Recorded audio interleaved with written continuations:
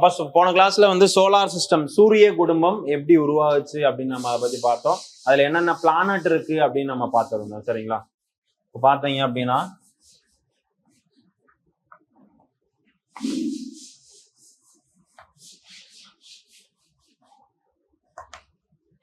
இப்போ ஸ்டார்டிங்ல வந்து யூனிவர்ஸ் அப்படின்ற ஒரே ஒரு பவுல் மட்டும்தான் இருந்துச்சு. அது வந்து பிக் பேங் தியரின்னு சொல்லுவாங்க. அதாவது பெருவெடிப்பு கொள்கை அப்படின்னு சொல்லுவாங்க. பிக் பேங் தியரி காரணமாக இது வந்து ஸ்பிட் ஆகுது, மூணா வந்து பிரிக்கிறாங்க அப்படின்னு லாஸ்ட் கிளாஸ்ல பேசியிருந்தோம். இந்த ஃபர்ஸ்ட் பார்ட்டுக்கு பேர் என்ன சொல்றாங்க அப்படின்னா கேலக்சி அப்படின்னு சொல்றாங்க. இதை வந்து ஸ்டார்ஸ்ன்னு சொல்றாங்க. இது வந்து பிளானட் அப்படின்னு சொல்றாங்க. தமிழ்ல விண்மீன் திரள் மண்டலம் அப்படின்னு சொல்லுவாங்க.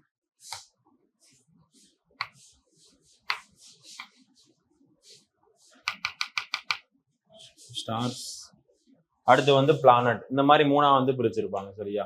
அப்ப இந்த மூணு தான் பிரிக்கும் போது விண்மீன் திரள் மண்டலம். அதுக்குள்ள நம்ம யூனிவர்ஸ்ல நிறைய விண்மீன் திரள் மண்டலம் இருக்கு, நிறைய கேலக்சி இருக்கு. அதுல ஒரு கேலக்சி தான் என்ன அப்படின்னா மில்கி வே கேலக்சின்னு சொல்லுவாங்க. பால்வெளி விண்மீன் திரள் மண்டலம், பால்வெளி விண்மீன் திரள் மண்டலம். அந்த பால்வெளி விண்மீன் திரள் மண்டலம் மில்கி வே கேலக்சிக்குள்ளதான் என்ன இருக்கு அப்படின்னா சோலார் சிஸ்டம், சூரிய குடும்பம் இருக்கு. அதுக்குள்ளதான் சோலார் சிஸ்டம், சூரிய குடும்பம் இருக்கு. அந்த சூரிய குடும்பத்துக்கு உள்ளதான் என்ன இருக்கு அப்படின்னா சன் இருக்கு. சன்னை சுத்தி 8 பிளானட் இருக்கு அப்படின்னு லாஸ்ட் கிளாஸ்ல நம்ம பேசியிருந்தோம். சன்னை சுத்தி 8 பிளானட் இருக்கு அப்படின்னு பேசியிருந்தோம். சரியா? அதான் லாஸ்ட் கிளாஸ்ல நம்ம சொன்னது சார்.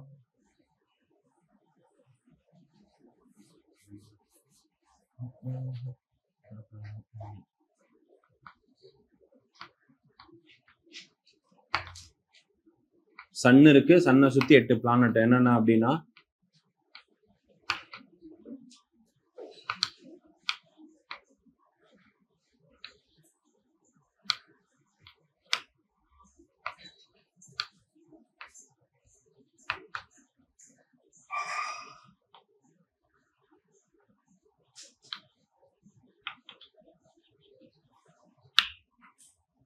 அப்ப இந்த 8 பிளானட்ல லாஸ்ட்ல வந்து நம்ம சன்னை பத்தி பார்த்தோம். அதுக்கு அடுத்து வந்து மெர்க்குரியை பத்தி பார்த்தோம், இந்த புதன். இப்ப புதனுக்கு வந்து இங்கிலீஷ்ல என்ன அப்படின்னு யார் சொன்னா?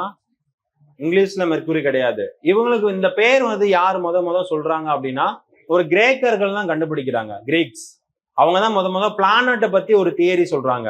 அந்த தியரியில அவங்களோட கடவுள், அவங்களோட காடோட பேர் வைக்கிறாங்க. அந்த காடோட பேர் தான் மெர்க்குரி. புதனுக்கு நம்ம அது நம்மளுக்கு ஏத்த மாதிரி நம்ம வச்சுக்கிட்டோம். நம்மளுக்கு ஏத்த மாதிரி அதுக்கு வந்து நம்ம புதன் அப்படின்னு பேர் வச்சுக்கிட்டோம். அவ்வளவுதான். சரிங்களா? அப்ப இதோட பேர் வந்து மெர்க்குரி அப்படின்னு சொல்லுவாங்க.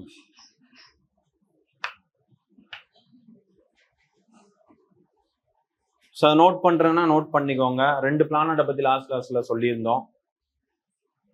புதனை பத்தி என்ன சொல்லியிருந்தோம் அப்படின்னு பார்த்தோம்னா இதுக்கு வந்து மெர்க்குரின்ற ஒரு நேம் சொல்றாங்க. ஏன் அப்படின்னா எதுக்காக அப்படி சொல்றாங்க?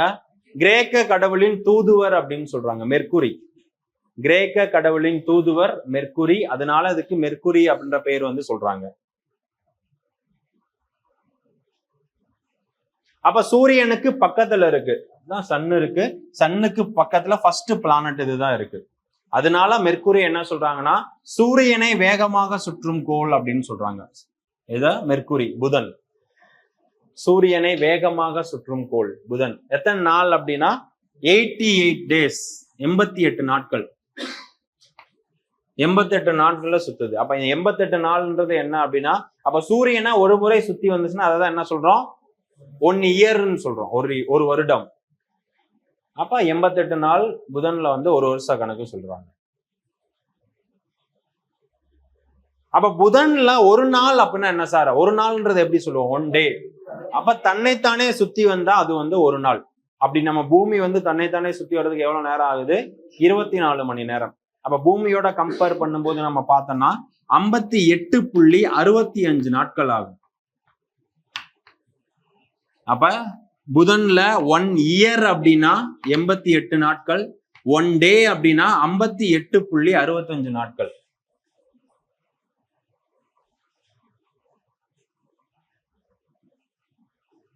சார் அடுத்து எழுதிக்கோங்க. சூரிய குடும்பத்தில் ஸ்மாலஸ்ட் பிளானட், பரப்பளவில் மிக சிறிய கோள் புதன். இப்ப இதுல சைஸ்ல லாஸ்ட் கிளாஸ்ல பார்த்தோமா சார்? ஃபர்ஸ்ட் வியாழன் இருக்கும், செகண்ட் சாட்டர்ன், யுரேனஸ், நெப்டியூன். அப்ப சோலார் சிஸ்டம் சூரிய குடும்பத்துல ஸ்மாலஸ்ட் பிளானட், பரப்பளவில் மிக சிறிய கோள் அப்படின்னு நம்ம சொல்லலாம், புதன் சொல்லலாம். பரப்பளவில் மிக சிறிய கோள். அப்ப புதன்ல ஏதாவது அட்மாஸ்பியர் இருக்கா, ஏதாவது கேசஸ் இருக்கா அப்படின்னு கேட்டா கிடையாது.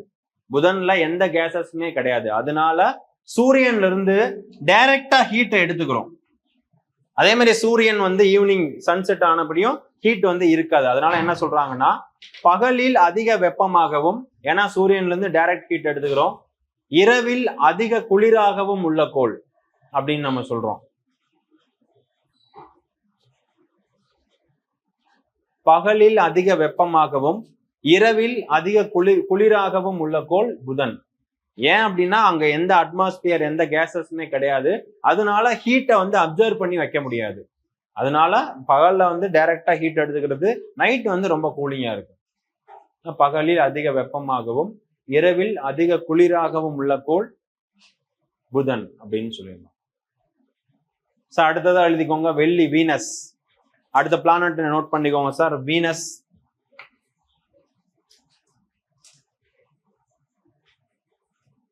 அப்ப இதுக்கு என்ன பேர் வைக்கிறாங்க ரோமானியர்கள் அப்படின்னு பார்த்தோம்னா, வீனஸ் பேர் வைக்கிறாங்க. வீனஸ் அப்படின்னு பேர் வைக்கிறாங்க ரோமானியர்கள். அப்ப வீனஸ்ன்ற பேர் என்ன எதுக்காக வரும்னா, ரோமானியர்களின் அன்பு மற்றும் அழகை குறிக்கும் கடவுள் வீனஸ். ரோமானியர்களின் அன்பு மற்றும் அழகை குறிக்கும் கடவுள் வீனஸ், வெள்ளி.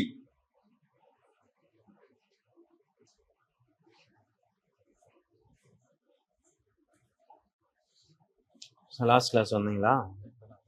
முதல் கிளாஸ் இன்னைக்கு அட்டன் பண்றீங்களா? நீங்க லாஸ்ட் கிளாஸ் வந்தீங்களா? என்ன எழுதுறீங்க?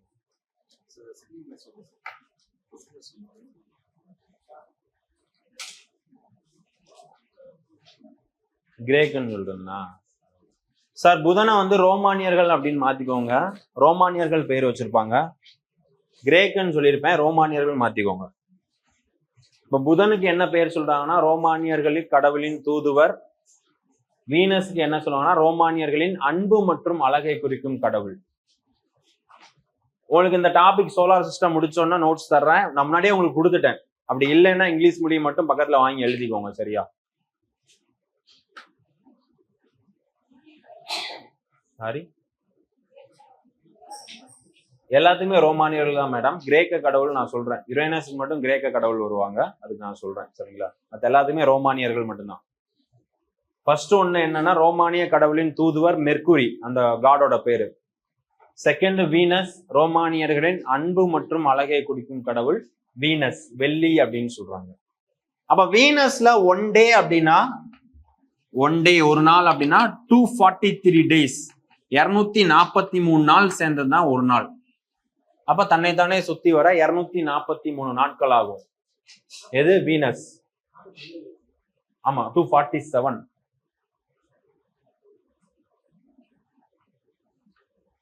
24 into 7, 247 நாட்கள் ஆகும்.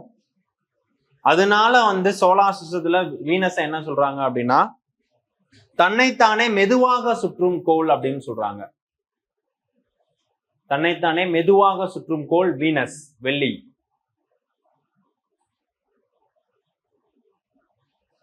அப்ப லாஸ்ட் கிளாஸ்ல நம்ம சொன்ன மாதிரி தான் சூரியனை கிளாக் வைஸ்ல 2 பிளானட் சுத்தும் அப்படின்னு சொல்லியிருந்தோம், வீனஸும் யுரேனஸும். கிளாக் வைஸ்னா என்ன சொல்லணும்னா, கிழக்குல இருந்து மேற்கா சுத்தும், ஈஸ்ட் டு வெஸ்டா சுத்தும், கிழக்குல இருந்து மேற்கா சுத்தும். அதனால அதுல சன்செட், சன்ரைஸ் எந்த பக்கம்னா மேற்குல சன்ரைஸ் ஆகி, சாரி ஆமா மேற்குல சன்ரைஸ் ஆகும், கிழக்குல சன்செட் ஆகும். எது? வீனஸ்லயும் யுரேனஸ்லயும். சூரியனை கடிகார திசையில் சுற்றும் கோள்கள் வீனஸ், யுரேனஸ், வெள்ளி மற்றும் யுரேனஸ். கடிகார திசை அப்படின்னா கிழக்குல இருந்து மேற்கா சுத்தும், ஈஸ்ட் டு வெஸ்ட். அதனால நீங்க பாத்தீங்கன்னா சன்னோட கம்பேர் பண்ணும்போது வெஸ்ட்ல மேற்குல சூரிய உதயமாகும், மறைகிறது கிழக்குல வந்து மறையும், சூரியன் வந்து மறையும்.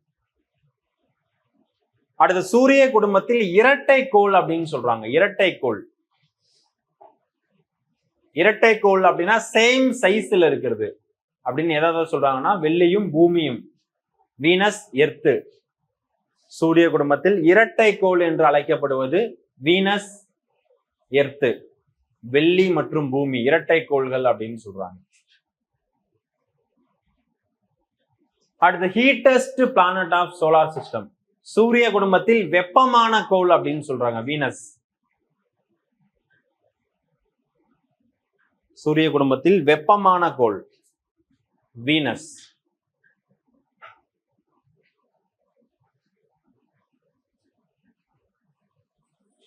வெப்பமான கோள் வீனஸ். ஏன் வந்து இதுல ஹீட் அதிகமா இருக்கு? ஏன்னா ஃபர்ஸ்ட் வந்து மெர்க்குரி தான் இருக்கு, மெர்க்குரியில ஹீட் அதிகமா இல்ல.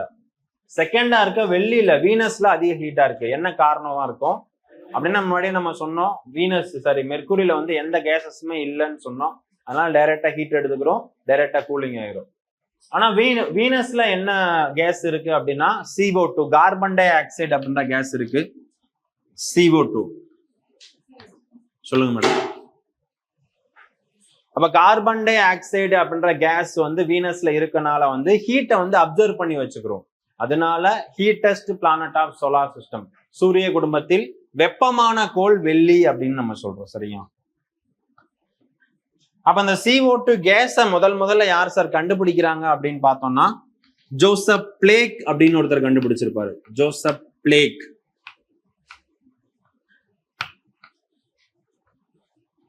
ஜோசப் பிளேக் CO2 கேஸ கண்டுபிடிச்சது யாரு அப்படின்னா ஜோசப் பிளேக் அப்படின்னு ஒருத்தர் வந்து கண்டுபிடிச்சிருப்பாரு CO2. அப்ப இதுல வேற எதெல்லாம் யூஸ் பண்றோமா சார்? நம்ம அன்றாட வாழ்வுல வந்து CO2 கேஸை வந்து யூஸ் பண்றோமா? இதுலயாவது இது சம்பந்தமா ஏதாவது எஸ்ஏல கொஸ்டின் கேட்டிருக்காங்களா அப்படின்னா அதான் லாஸ்ட்ல இந்த ஃபயர் இன்ஜின், தீயணைக்கும் சாதனங்களில் பயன்படுத்தப்படும் கேஸ் வாயு என்ன? இந்த ரெட் கலர் பாக்ஸ் மாதிரி வச்சிருப்பாங்க, பஸ்ல வச்சிருப்பாங்க, பெட்ரோல் பல்க்ல வச்சிருப்பாங்க. அதெல்லாம் என்ன கேஸ் யூஸ் பண்றாங்கன்னா இந்த CO2 கேஸ் தான் யூஸ் பண்ணுவாங்க. தீயணைக்கும் சாதனங்களில் பயன்படுத்தப்படும் வாயு.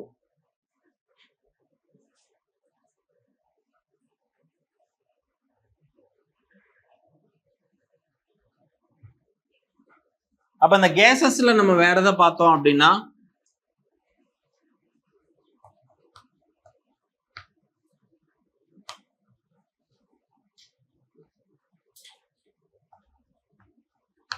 இந்த 3 கேஸ் எழுதுவோம், ஹைட்ரஜன், ஆக்சிஜன், நைட்ரஜன்.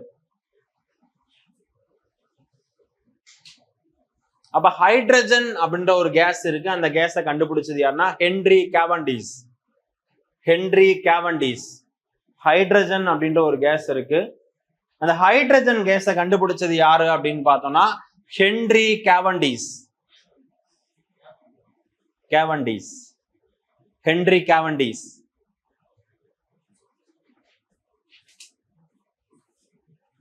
அடுத்தது ஆக்சிஜன், ஜோசப் பிரிஸ்லி அப்படின்னு ஒருத்தர் கண்டுபிடிச்சிருப்பாங்க.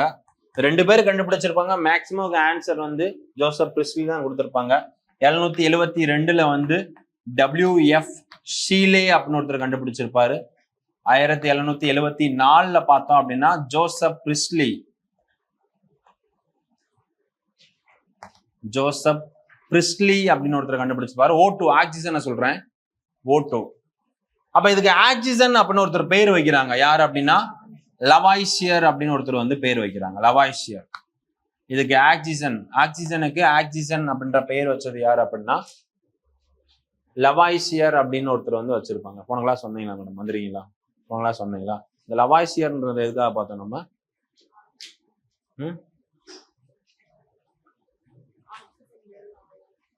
அதுக்குல்ல மேடம், போன கிளாஸ்ல எதுக்காக பார்த்தோம் லவாய்சியர்? நீங்க ஒன்னும் போன கிளாஸ் வேதியியலின் தந்தைன்னு லவாய்சியர்னு யார் சொன்னா உங்களுக்கு? நான் தான் சொன்னா சார். நீங்க சொல்லுங்க. Green colour shirt. லவாய்சியர் போன கிளாஸ்ல எதுக்காக பார்த்தோம்? Father of.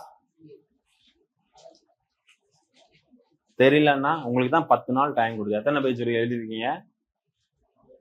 4 பேஜ் படிக்க எத்தனை நாள் ஆகும்? ஒரு 4 நாள். சரி, டபுளா வச்சுக்கோங்க, 8 நாள் கூட வச்சுக்கோங்க. 8 நாள் என்ன பண்ணீங்க? சரி, இன்னைக்கு கிளாஸ் எப்ப தெரியும் சொல்லுங்க? இன்னைக்கு மதியம் கிளாஸ் இருக்கு, ஜாக்கிரதை கிளாஸ்ன்னு உங்களுக்கு எப்ப சொன்னாங்க? நேத்து ஈவினிங் சொன்னாங்க. அப்ப அந்த 4 பேஜ் ரிவிஷன் பண்ண 4 மணி நேரத்துல ரிவிஷன் பண்ணிடலாமா? 4 மணி நேரம் ஆகும் 4 பேஜ் படிக்க, அப்படிதானே? அப்ப நான் அந்த அவ்வளவு நேரம் படிச்சிருந்தாலும் நீங்க சொல்லியிருக்கலாம்ல. லவாய்சியர் போன கிளாஸ்ல எதுக்காக பார்த்தோம்? பக்கத்துல சொல்லுங்க. அப்ப போன கிளாஸ் நீங்க வரல, சரிங்களா? இங்க வந்து உங்களுக்கு வந்து புக்கு கொடுக்குறாங்க எல்லாருக்குமே, ஒரு 3000 புக்கு. நேத்து வந்து நீங்க வரல, போன கிளாஸ் நீங்க வரல, அந்த புக் எல்லாருக்குமே கொடுத்துட்டாங்க. அப்ப நீங்க என்ன பண்ணுவீங்க? புக்கு கொடுக்குற அன்னைக்கு நீங்க வரல, அடுத்த நாள் வர்றீங்க, என்ன பண்ணுவீங்க? புக்கு வாங்குவீங்க, சரியா? இப்ப போன கிளாஸ் நீங்க வரல கிளாஸுக்கு, அப்ப நீங்க என்ன பண்ணிருக்கணும்? ஏதாவது ஜாக்கிரதை ஏதாவது நடத்திருக்காங்களா, கொடுங்க நோட்டை வாங்கி நான் காப்பி பண்ணிட்டு நான் என்ன நடந்து படிக்கணும் அப்படின்னு அப்படி எழுதிட்டீங்களா? போட்டோ எடுத்துருவீங்க. டிஜிட்டல் இந்தியா எப்ப கொண்டு வந்தாங்க? யாரு கொண்டு வந்தா? எப்ப சார் கொண்டு வந்தாங்க? 2014ல மேக் இன் இந்தியா. அப்ப லவாய்சியர்ன்றவர் எதுக்காக சார் பார்த்தோம்? ரெட் கலர் டிஷர்ட் சொல்லுங்க. இன்னும் ரிவிஷன் பண்ணல, பண்ணிடணும், சரிங்களா? என்னைக்கு பண்ணுவீங்க? நாளைக்கு பண்ணிடுவீங்களா? எப்ப பண்ணுவீங்க பாருங்க. அதான் நீங்க எப்படி படிச்சுட்டு இருக்கீங்க அப்படின்னு பாருங்க. 10 நாள் ஆச்சு, போன 16ஆம் தேதி கிளாஸ் எடுத்தேன். 10 நாள் கேப்ல நீங்க என்ன படிச்சீங்க? அப்புறம் லவாய்சியர் யாருன்னா father of modern chemistry, father of modern chemistry, நவீன வேதியியலின் தந்தை அப்படின்னு சொல்றோம் லவாய்சியர். அப்ப கேசஸ்ல முக்கியமானது, சயின்ஸ்ல இதை படிச்சிருப்பீங்க. அதே மாதிரி நான் ஜாகிரபியோட சேர்த்து சொல்றேன். இந்த கேசஸ் எல்லாம் கண்டுபிடிச்சது நம்ம யாருன்னு பார்த்தோம். முதல் கேஸ் ஆக்சிஜன், ரொம்ப முக்கியமான கேஸ். அது இருந்தா நம்ம உயிர் வாழ முடியும் அப்படின்னு நம்ம சொல்றோம். அப்ப நம்ம எர்த்துல, நம்ம பூமியில பார்த்தோம்னா எவ்வளவு பெர்சன்டேஜ் ஆக்சிஜன் இருக்கு அப்படின்னா, சாரி 21 28 21 தான். 21%. 78% என்ன இருக்குன்னா நைட்ரஜன், N2ன்னு சொல்லுவாங்க, நைட்ரஜன் கேஸ் இருக்கு. அப்ப அந்த நைட்ரஜன் கேஸை யார் சார் கண்டுபிடிச்சிருப்பாங்க? ரூதர்ஃபோர்ட் அப்படின்னு ஒருத்தர் கண்டுபிடிச்சிருப்பார். ரூதர்ஃபோர்ட்.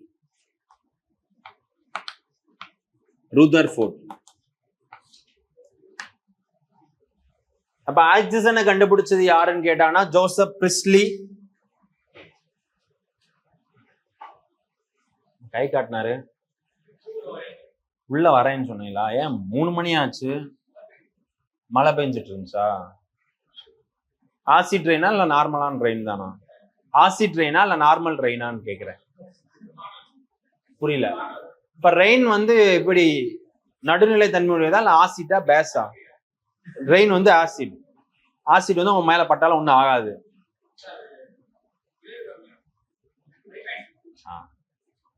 லாஸ்ட் என்ன சார் பார்த்தோம்? வாங்க பேசுவோம். அப்ப 4 கேசஸ் வந்து நம்ம சொல்லியிருக்கோம், நல்லா நோட் பண்ணிக்கோங்க. ஒண்ணு வந்து ஹைட்ரஜன். ஹைட்ரஜனை கண்டுபிடிச்சது யாருன்னா ஹென்ரி கேவண்டிஷ்னு சொன்னோம், சரிங்களா?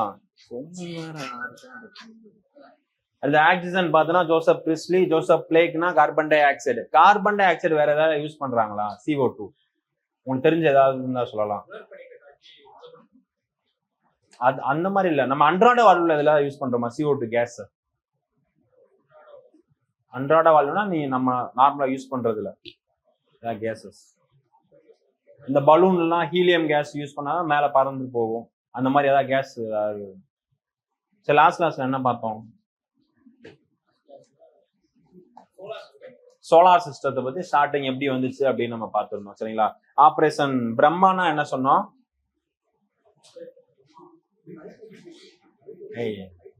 ஏய் பேச வேண்டாம் சார். சைது கிளாஸ்ல பேசாதீங்க.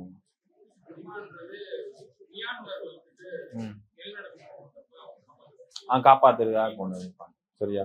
அதே மாதிரி டர்க்கில வந்து எர்த்குவேக் வந்தப்ப நம்ம ஹெல்ப் பண்றதுக்காக ஒரு ஸ்கீம் கொண்டு வந்தோம், ஆபரேஷன் தோஸ்த். கங்கானா என்ன சொன்னோம்?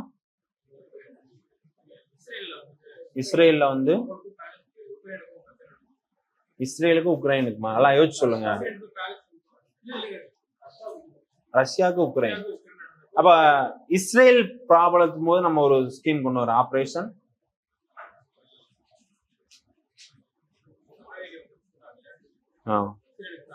அஜய். போயிட்டு வாங்க, பரவாயில்ல, ஒன்னாலும் சொல்றாரு அவரு. அப்ப வீனஸ்ல முக்கியமான கேசஸ் என்ன இருக்குன்னா CO2 கேஸ் இருக்கு. அதனால வீனஸை வந்து ஹீட்டஸ்ட் பிளானட் ஆஃப் சோலார் சிஸ்டம், சூரிய குடும்பத்தில் வெப்பமான கோள் அப்படின்னு சொல்றோம். இந்த கேசஸ் சம்பந்தமா நம்ம ஒரு 4 கேசஸ் நம்ம சொன்னோம். Hydrogen Henry Cavendish, oxygen Joseph Priestley, nitrogen Rutherford, CO2 Joseph Black வந்து சொல்லியிருப்பாங்க. சரியா? இப்ப வீனஸ் பத்தி நம்ம தெரிஞ்சுக்கணும். வீனஸ் வந்து மனிதர்கள் வாழ முடியுமா, அங்க இருக்க முடியுமா? அப்ப மனிதர்கள் வாழ நம்ம வந்து அங்க சர்வே பண்ணோம்னா கண்டிப்பா வந்து அங்க ஆக்சிஜன் கேஸ் இருக்கணும், வாட்டர் கண்டென்ட் அதிகமா இருக்கும். 2 இருந்தாலே நம்மளுக்கு போதுமானது. அப்படி அதுல இருக்கா அப்படின்னு செக் பண்றதுக்கு இஸ்ரோ வந்து ஒரு சேட்டலைட் லான்ச் பண்ணிருக்காங்க. அந்த சேட்டலைட்டோட பேர் வந்து சுக்ராயன். இன்னும் பண்ணல, நெக்ஸ்ட் இயர்க்குள்ள பண்ணிருமே அப்படின்னு சொல்லியிருக்காங்க. சுக்ராயன். வெள்ளி கோளை பற்றி ஆராய்ச்சி செய்வதற்காக இஸ்ரோ அமைப்பு செயல்படுத்திய ஒரு சேட்டலைட் செயற்கைக்கோளோட பெயர் தான் இந்த சுக்ராயன். இதே சன்னை பத்தி நம்ம சொன்னோம், 4 layer L1, L2, L3, L4. இதுல L1க்கு வந்து நம்ம வந்து ஒரு சேட்டலைட் அனுப்பியிருப்போம். அந்த சேட்டலைட் பேர் என்ன சொன்னோம்? ஆதித்யா L1 அப்படின்னு சொன்னோம். அதோட திட்ட இயக்குனர் யாருன்னு சொன்னோம்? நிகர் சாஜி அப்படின்னு ஒருத்தர் சொன்னோம். இது வந்து சூரியனை பத்தி, சூரியனோட மேற்பரப்பு வெப்பநிலை எப்படி இருக்கு அதை பத்தி நம்ம ஆராய்ச்சி பண்றதுக்காக அனுப்புனது ஆதித்யா L1, நிகர் சாஜி. அதே மாதிரி சுக்ராயன் அப்படின்றது வெள்ளி வீனஸை பத்தி நம்ம ஆராய்ச்சி பண்றதுக்காக, வீனஸ்ல வந்து நம்ம மனிதர்கள் சர்வே பண்ண முடியுமா அதை செக் பண்றதுக்கு அனுப்ப போறேன்னு அனுப்பல. மேபி வந்து 25 அல்லது 26ல வந்து அனுப்பிடுவாங்க. அதுக்கான ஸ்கீம், அந்த திட்டம், சேட்டலைட்டோட பேர் வந்து சுக்ராயன் அப்படின்னு சொல்றாங்க. சரியா? சரி சார், அடுத்த பிளானட் எழுதிக்கோங்க. எர்த்து, பூமி. சார் அடுத்த பிளானட் எழுதிக்கோங்க சார். எர்த்து, பூமி.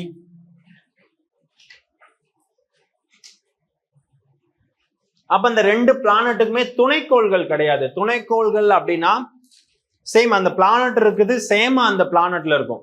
சப் பிளானட்னு சொல்லுவோம், துணைக்கோள்கள் அப்படின்னு சொல்றாங்க.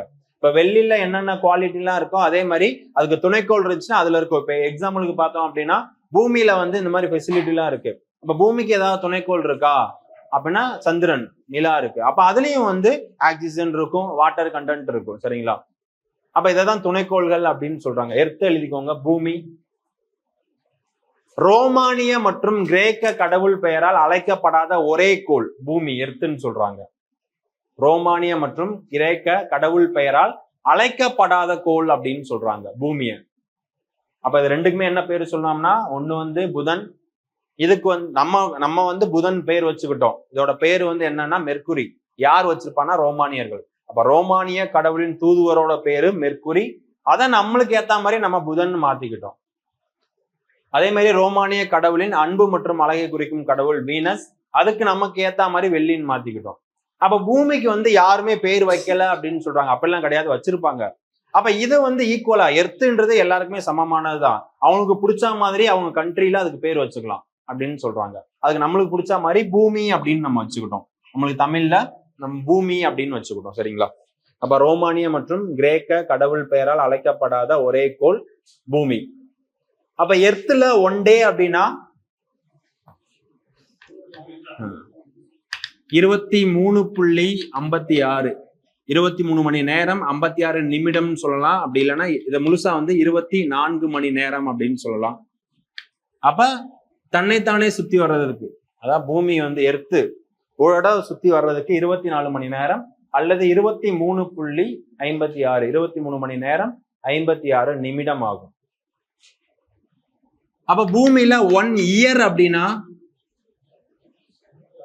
365 நாள்,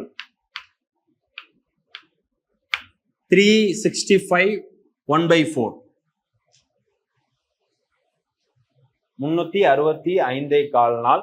4 கால் சேர்ந்தனா அடுத்த ஒரு நாள் பிளஸ் ஆட் பண்ணிக்கலாம். அதான் 4 இயர்ஸ்க்கு ஒரு இடம் வந்து லீஃப் இயர் வரும், 366 நாட்கள் வரும். அப்ப பூமிக்கு ஏதாவது துணைக்கோள்கள் இருக்கான்னு நம்ம சொன்னோமா? என்ன சொன்னோம்? சந்திரன், நிலா, மூன்.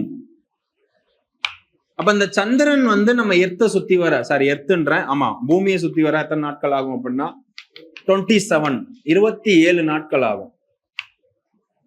27 days, 27 நாட்கள்.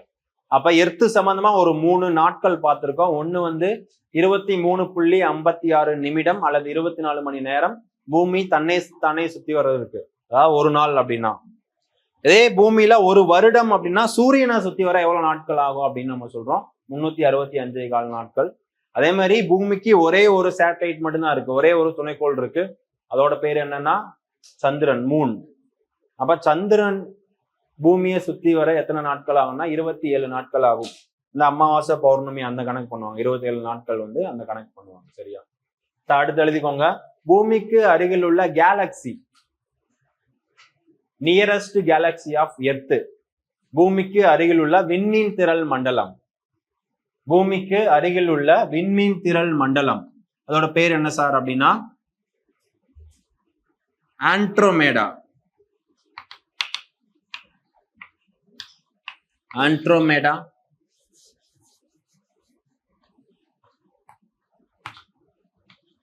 McKinley clouds.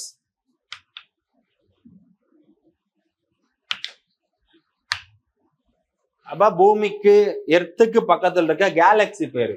அப்ப நம்ம வந்து மில்கி வே கேலக்சில இருக்கோம். அந்த மில்கி வே கேலக்சி அதுல எர்த் இருக்கு. எர்த்துக்கு பக்கத்துல ஏதாவது கேலக்சி இருக்கு அப்படின்னா அந்த 2 கேலக்சி பக்கத்துல இருக்கு.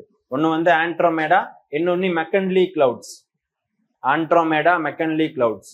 கொஸ்டின் கேட்பாங்க, பூமிக்கு அருகில் உள்ள விண்மீன் திரள் மண்டலம் எது, என்ன கேலக்சி எர்த்துக்கு நியரஸ்ட் இருக்கு அப்படின்னா ஆண்ட்ரோமேடா, மெக்கன்லி கிளவுட்ஸ்.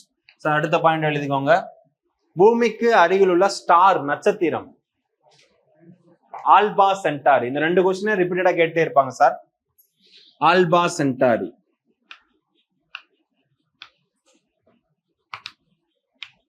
பூமிக்கு அருகில் உள்ள ஸ்டார், நட்சத்திரம் ஆல்பா சென்டாரி. ஆண்ட்ரோமேடா அப்படின்னா கேலக்சி, ஆல்பா சென்டாரினா ஸ்டார், நட்சத்திரம்.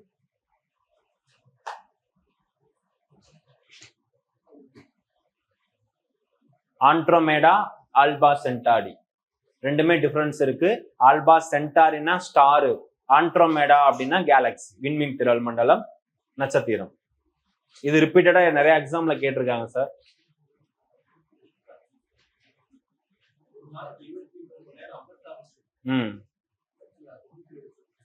சார் 93 நிமிடம் எந்த நோட்ஸ்ல சார் கொடுத்துருக்காங்க? அப்படியா? செக் பண்ணிட்டு சொல்றேன் சார். அடுத்து என்னென்ன கேஸஸ் இருக்குன்னு எழுதிக்கோங்க, சண்டை போடாதீங்க பின்னாடி. என்ன கேஸ் இருக்கு அப்படின்னா முன்னாடி நம்ம சொன்னதுதான். அப்ப இதுல 2 முக்கியமான கேஸஸ் இருக்கு.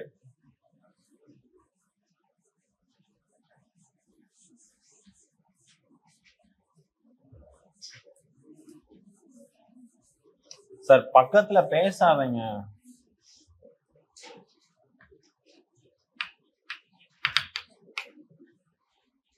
அப்ப இதுல என்னென்ன கேசஸ் இருக்கு அப்படின்னு நம்ம பார்த்தோம்னா, ஃபர்ஸ்ட் ஒன் வந்து 78%, 21%. அப்ப 78% என்ன சார் இருக்கு அப்படின்னா நைட்ரஜன் கேஸ் வந்து இருக்கு. நைட்ரஜன் 21% வந்து எவ்வளவு என்ன இருக்கு அப்படின்னா ஆக்சிஜன் கேஸ் இருக்கு. பாக்கி வந்து என்ன இருக்கு 9. பாக்கி இந்த 1%க்கு எந்த கேஸ் அதிகமா இருக்குன்னா ஆர்கான் கேஸ் அதிகமா இருக்கும். ஆர்கான் 0.09 நினைக்கிறேன். அதுக்கடுத்து கார்பன் டை ஆக்சைடு, மற்ற எல்லா கேஸஸுமே இருக்கும். இப்ப எர்த்துல அதிகமா இருக்கிறது நைட்ரஜன் கேஸ் 78% இருக்கு. சார் நீங்க சொல்லுங்க, நைட்ரஜன் கேஸ் வேற எதுல நம்ம யூஸ் பண்றோமா அன்றாட வாழ்வில? ஃபுட்பால்ல. அப்ப வேற எதுக்கா நம்ம நைட்ரஜன் கேஸ் யூஸ் பண்றோம் அப்படின்னா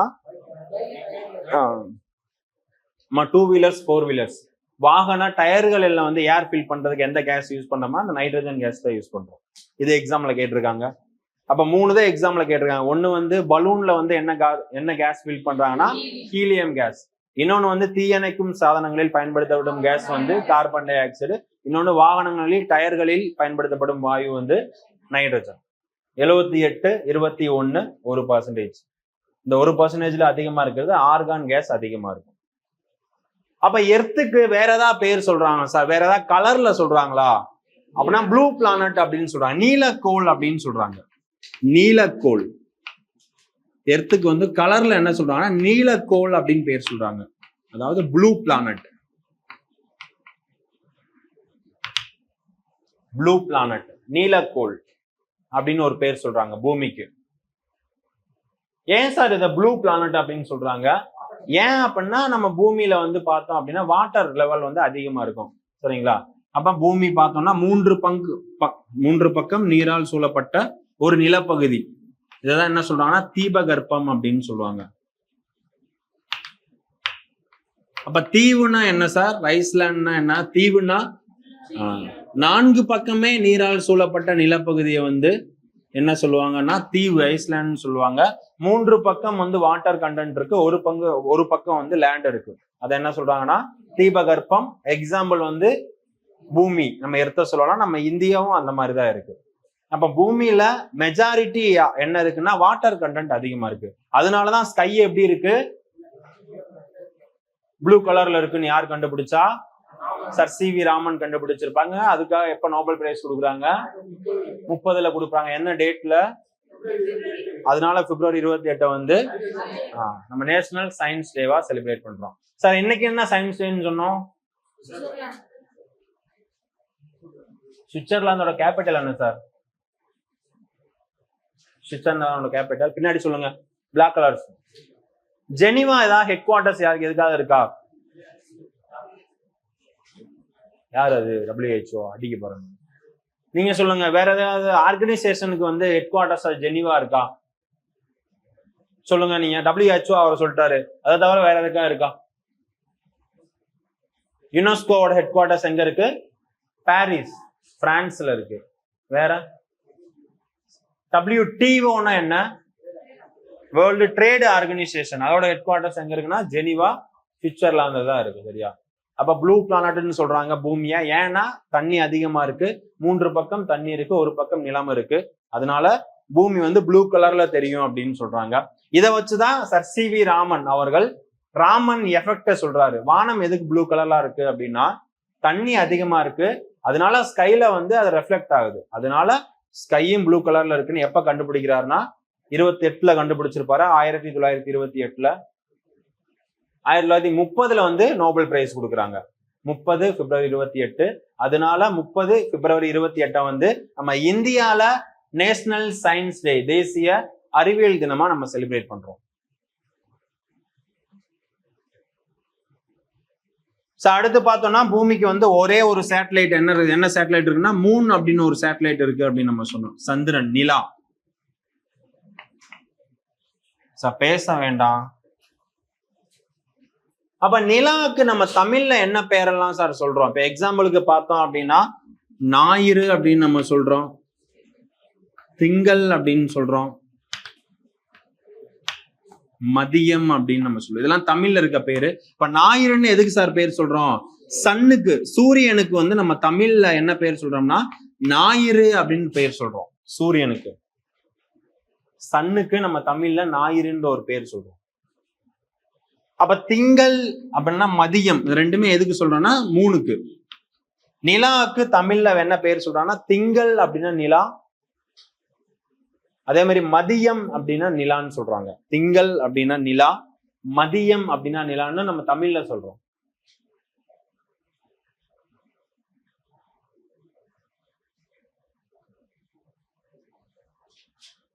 அப்ப இந்த மூணுல எல்லாமே இருக்கா? வாட்டர் கண்டென்ட் இருக்கா? ஆக்சிஜன் இருக்கா? கார்பன் டை ஆக்சைடு இருக்கா? நைட்ரஜன் இருக்கா? இதெல்லாம் ஆராய்ச்சி பண்றதுக்கு இஸ்ரோ அமைப்பு வந்து என்ன பண்றாங்க அப்படின்னா ஒரு 3 சேட்டலைட் வந்து லான்ச் பண்றாங்க. சந்திராயன் 1, 2, 3. சந்திராயன் 1, 2, 3. அப்ப சந்திராயன் 1 எப்ப சார் லான்ச் பண்றாங்க? 2008ல வந்து லான்ச் பண்றாங்க. 2008 அக்டோபர் 22. 2008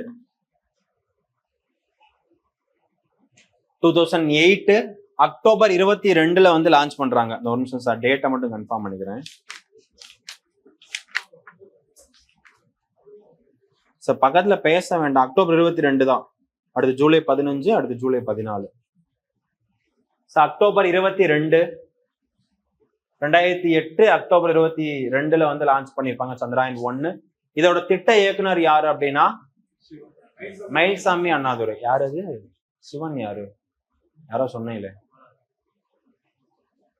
இதோட திட்ட இயக்குனர் தலைவர் வேற, திட்ட இயக்குனர் வேற, சரிங்களா? இப்ப அகாடமி ஓனர் வேற, ஒவ்வொரு சப்ஜெக்டுக்கு ஸ்டாஃப் வேற, அந்த மாதிரி. அப்ப இதோட திட்ட இயக்குனர் யாரு அப்படின்னா மயில்சாமி அண்ணாதுரை.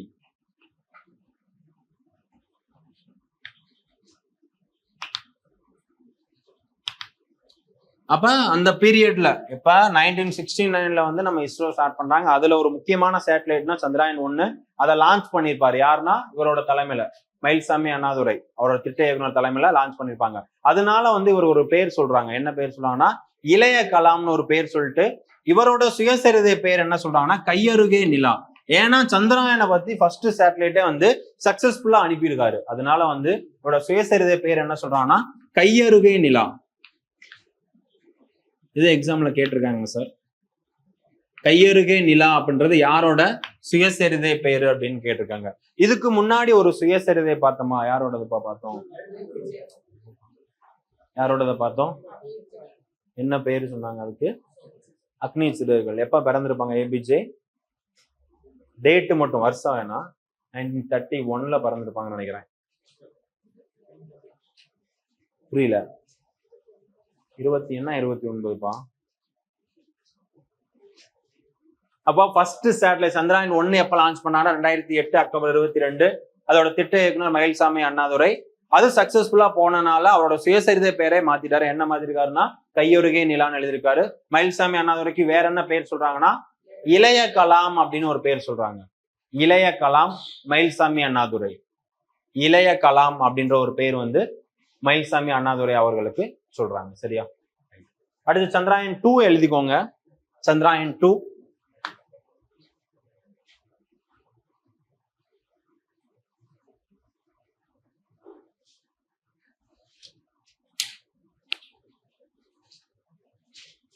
சார் அடுத்ததா சந்திராயன் 2 நோட் பண்ணிக்கோங்க சார். எந்த இயர் சார் சந்திராயன் 2? 2019 ஜூலை 15. 2019 ஜூலை 15 வந்து லான்ச் பண்ணிருப்பாங்க. ஆனா இது ஒரு ஃபெயிலியர் மிஷன். அதாவது 3க்கு ஒரு 1 கிலோமீட்டர் இருக்கும்போது எங்க விழுந்துச்சு அப்படின்னு தெரியல நம்மளுக்கு. சந்திராயன் 2 2019 ஜூலை 15 2019 ஜூலை 15 வந்து லான்ச் பண்ணிருப்பாங்க. மேடம் நீங்க சொல்லுங்க. 2019 லாஸ்ட்ல என்ன இயர் அப்படின்னு யுனைடெட் நேஷன் சொல்லியிருப்பாங்க. என்ன பாருங்க, இங்க பாத்துக்கலாம். அப்புறம் 2019 என்ன இயர் அப்படின்னு, உமன்ஸ் இயர்னா 1978 சொன்னோம். 78. சிறுதானியங்கள் இயர் அப்படின்னு யாரு சொன்னா உங்களுக்கு? இல்லப்பா, வெயிட் பண்ணுப்பா, கேட்கும் போது சொல்லுப்பா. யார்? இவர் தானே சொன்னார் பீரியாடிக் டேபிள். அப்புறம் யார் சொன்னா? அவர் சொன்னாரா? அப்ப 2019 என்ன சொல்றாங்கன்னா பீரியாடிக் டேபிள் இயர், ஆவர்த்தன அட்டவணை ஆண்டு அப்படின்னு யுனைடெட் நேஷன் சொல்லியிருப்பாங்க. United nation.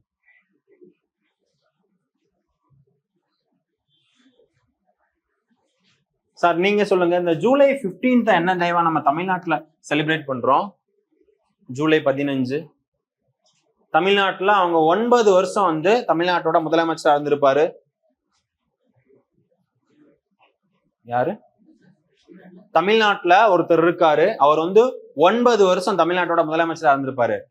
அதனால அவரோட பிறந்த தினத்தை நம்ம தமிழ்நாட்டுல ஒரு தினமா வந்து செலிப்ரேட் பண்றோம். நிறைய ஸ்கூல்ஸ் கட்டியிருப்பாரு. இடைநிலை பள்ளி, உயர்நிலை பள்ளி, மேல்நிலை பள்ளி.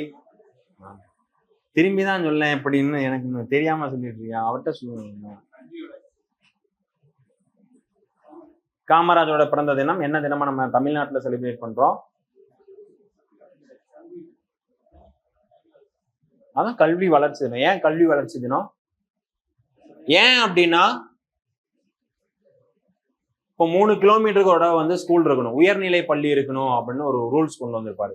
அவரோட பீரியட்ல நிறைய ஸ்கூல்ஸ் கட்டியிருப்பாங்க, நிறைய டேம்ஸ் வந்து கட்டியிருப்பாங்க. அப்ப நிறைய ஸ்கூல்ஸ் கட்டினால அவருடைய பிறந்த தினத்தை நம்ம கல்வி வளர்ச்சி தினமா நம்ம கொண்டாடுறோம். ஜூலை 15 ஞாபகம் வச்சுக்கோங்க. காமராஜரோட பிறந்த தினம். தமிழ்நாட்டில் இந்த கொஸ்டின் அடிக்கடி கேட்டிருப்பாங்க. காமராஜர் தமிழ்நாட்டுல எத்தனை ஆண்டுகள் முதலமைச்சராக இருந்திருப்பாங்கன்னா 9 ஆண்டுகள். 9 ஆண்டுகள் வந்து தமிழ்நாட்டோட முதலமைச்சர் காமராஜர் அவர்கள். அவர் கொண்டு வந்த ஒரு முக்கியமான திட்டம்னா, எழுத வேணாம் சார் காமராஜரை பத்தி, எழுதணும்னா உங்களுக்கு நோட் பண்ணா நோட் பண்ணிக்கோங்க, சும்மா ஜென்ரலா கேட்டுக்கோங்க. அப்ப காமராஜர் கொண்டு வந்த ஒரு முக்கியமான திட்டம்னா என்ன திட்டம் சொல்லலாம் மேடம், நீங்க சொல்லுங்க. சீருடை திட்டம் அப்படின்னு யாரு கொண்டு வந்தா? இப்போ நீ ஸ்கூல் போவோம், கண்டிப்பா உங்களுக்கு என்ன வேணும், என்ன இருந்தா போலாம்னா உணவு, ஃபுட்டு. அவர் யாரு? மதிய உணவு யாரு? மதிய உணவு திட்டம் யாரு கொண்டு வந்தா? காமராஜர் தான் கொண்டு வந்திருப்பாங்க. இப்ப மதிய உணவு திட்டம் காமராஜர் தான் கொண்டு வந்திருப்பாங்க. அப்ப 3 திட்டம் உணவு சம்பந்தம் நம்ம பார்த்தோம்னா, ஒண்ணு மதிய உணவு திட்டம் எந்த வருஷம் கொண்டு வந்திருப்பாங்க? நீங்க சொல்லுங்க சார். அப்ப இதை வந்து எப்படி நீங்க கெஸ் பண்ணுவீங்கன்னா, முதல் காமராஜர் எந்த இயர்ல இருந்து எந்த இயர் வரைக்கும் சிஎம்மா இருந்தாரு நம்மளுக்கு தெரியணும். நீங்க சொல்லுங்க எந்த இயர்னு. 1950க்கு அப்புறம், 60க்கு அப்புறம், 70க்கு அப்புறம்ன்றீங்களா? அப்ப 54ல இருந்து 63 வரைக்கும் இருந்திருப்பாரு. இந்த பீரியட்ல தான் 56ல வந்து தமிழ்நாட்டுல கொண்டு வந்த ஒரு முக்கியமான திட்டம் மிட் டே மீல் ஸ்கீம். அப்ப மதிய உணவு திட்டம்னு ஒரு திட்டம் கொண்டு வர்றாரு 1956ல. அப்ப இதவே வந்து எம்ஜிஆர் அவர்கள் என்ன பண்றாங்கன்னா, இதுல சத்தான உணவுப் பொருட்கள் கொடுத்துட்டு சத்துணவு திட்டமா மாத்துறாங்க. அது எப்ப சார்? 72 அப்படின்னு எப்படி சொல்ல முடியும் நீங்க? 72 தான் அந்த கட்சியே ஆரம்பிக்கிறாங்கப்பா.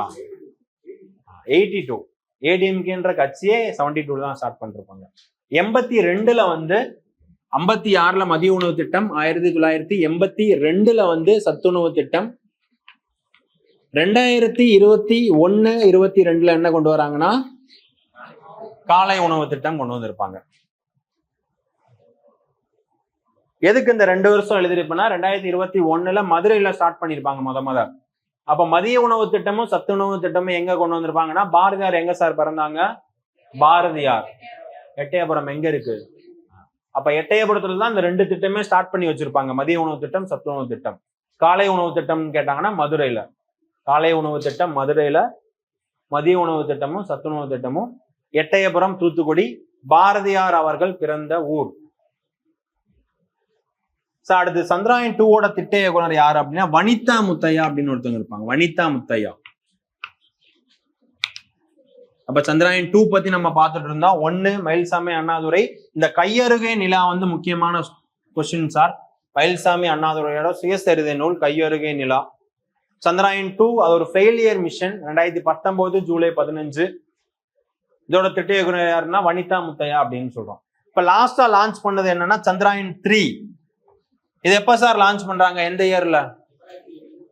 23ல 2023 2023 ஜூலை 14ல போயிட்டு ஆகஸ்ட் 23ல வந்து சந்திரனுக்கு ரீச் ஆயிருக்கும். ஜூலை 14ல இந்தியால இருந்து லான்ச் பண்ணிருப்பாங்க. ஆகஸ்ட் 23ல லேண்ட் ஆயிருக்கும். அதனால இந்த ஆகஸ்ட் 23 நம்ம வந்து சேட்டலைட் டே, நேஷனல் சேட்டலைட், தேசிய விண்வெளி தினமா நம்ம கொண்டாடுறோம். தேசிய விண்வெளி தினம் ஆகஸ்ட் 23. நேஷனல் சேட்டலைட் டே, நேஷனல் சேட்டலைட் டே, தேசிய விண்வெளி தினம் ஆகஸ்ட் 23. அப்ப இதோட திட்ட இயக்குனர் அப்படின்னு ஒருத்தர் நம்ம சொல்றோம். யாரு? வீரமுத்துவேல். வீரமுத்துவேல். சந்திராயன் 3ஓட திட்ட இயக்குனர் யாரு அப்படின்னா வீரமுத்துவேல். சந்திராயன் 3 அதோட திட்ட இயக்குனர் யாரு அப்படின்னா Veeramuthuvel. August 23, August 23 national satellite day, தேசிய விண்வெளி தினம். எதுக்காக அப்படின்னா சந்திராயன் 3 வந்து மூன்ல வந்து லேண்ட் ஆனனால ஆகஸ்ட் 23 நம்ம நேஷனல் சேட்டலைட் டே வந்து நம்ம செலிப்ரேட் பண்றோம். இப்ப சந்திராயன் 27 டேஸ் நம்ம சொல்லியிருக்கோம். எதுக்காக அப்படின்னா நிலா, சந்திரன் வந்து பூமியை சுத்தி வர எடுத்துக்கொள்ளும் நாட்கள் 27 நாட்கள் எக்ஸாம்ல கேட்டிருக்காங்க. சந்திரனுக்கு வேற என்ன பேர் இருக்குன்னு கேட்டாங்கன்னா திங்கள் மதியம் அப்படின்னு சொல்றாங்க. அதே மாதிரி 3ஓட திட்ட இயக்குனர் யாரு, அந்த டேட் மஸ்ட் சார், எந்த டேட்ல வந்து லான்ச் பண்ணாங்க அதெல்லாம் நல்லா படிச்சுக்கோங்க. அடுத்து எழுதிக்கோங்க மார்ஸ், செவ்வாய், மார்ஸ்.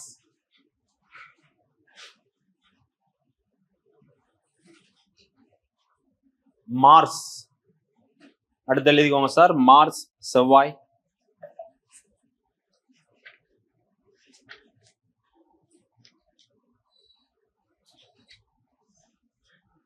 அப்ப இதுல வந்து ஒன் டே அப்படின்னா 24.62 மணி நேரம். மார்ஸ்ல ஒன் டே அப்படின்னா 24.62 மணி நேரம் டைம் ஹார்ஸ், 24.62 மணி நேரம் மார்ஸ். செவ்வாயில ஒரு நாள் அப்படின்னா, அப்ப இதுக்கு எதுக்காக மார்ஸ் அப்படின்னு பேர் வந்துச்சு அப்படின்னு நம்ம பார்த்தோம்னா, இதுக்கு வந்து ரோமானியர்கள் பேர் வைக்கிறாங்க. ரோமானியர்களின் போர்க்கடவுள் செவ்வாய், ரோமானியர்களின் போர்க்கடவுள், ரோமானியர்களின் போர்க்கடவுள் செவ்வாய், மார்ஸ். ஒன் டே அப்படின்னா 24.62, 24.62 மணி நேரம். அப்ப இதுக்கு என்ன கலர் சார் சொல்றாங்க, அதே பேரே வந்துருச்சு செவ்வாய் அப்படின்னு. அப்ப ரெட் பிளானட்னு சொல்றாங்க, சிவப்பு நிறக்கோள். அப்ப இது மாதிரி ப்ளூ கலர் பார்த்திருக்கோம், நீல நிறக்கோள் அப்படின்னு நம்ம பூமியை சொல்றாங்க. இது வந்து ரெட் பிளானட், சிவப்பு நிறக்கோள் அப்படின்னு சொல்றாங்க. அதோட பேரே வந்துருச்சு செவ்வாய், சிவப்பு. அப்ப நம்ம பூமியில வந்து வாட்டர் கண்டென்ட் அதிகமா இருக்கனால ப்ளூ கலர்ல இருக்குன்னு சொல்றோம். அப்ப செவ்வாயில என்ன சார் அதிகமா இருக்கு அப்படின்னு பார்த்தோம்னா, இரும்பு ஆக்சைடு வந்து அதிகமா இருக்கு, FeO2, இரும்பு ஆக்சைடு.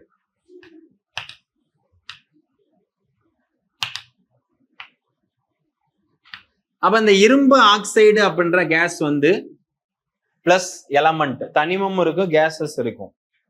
அப்ப இந்த இரும்பு ஆக்சைடு வந்து செவ்வாயில அதிகமா இருக்கனால மார்ஸ், சாரி மார்ஸ் தானே, ஆமா மார்ஸ் வந்து ரெட் பிளானட் அப்படின்னு சொல்றாங்க. சிவப்பு நிறக்கோள் செவ்வாய், ரெட் பிளானட். சார் அடுத்த பாயிண்ட் நோட் பண்ணிக்கோங்க.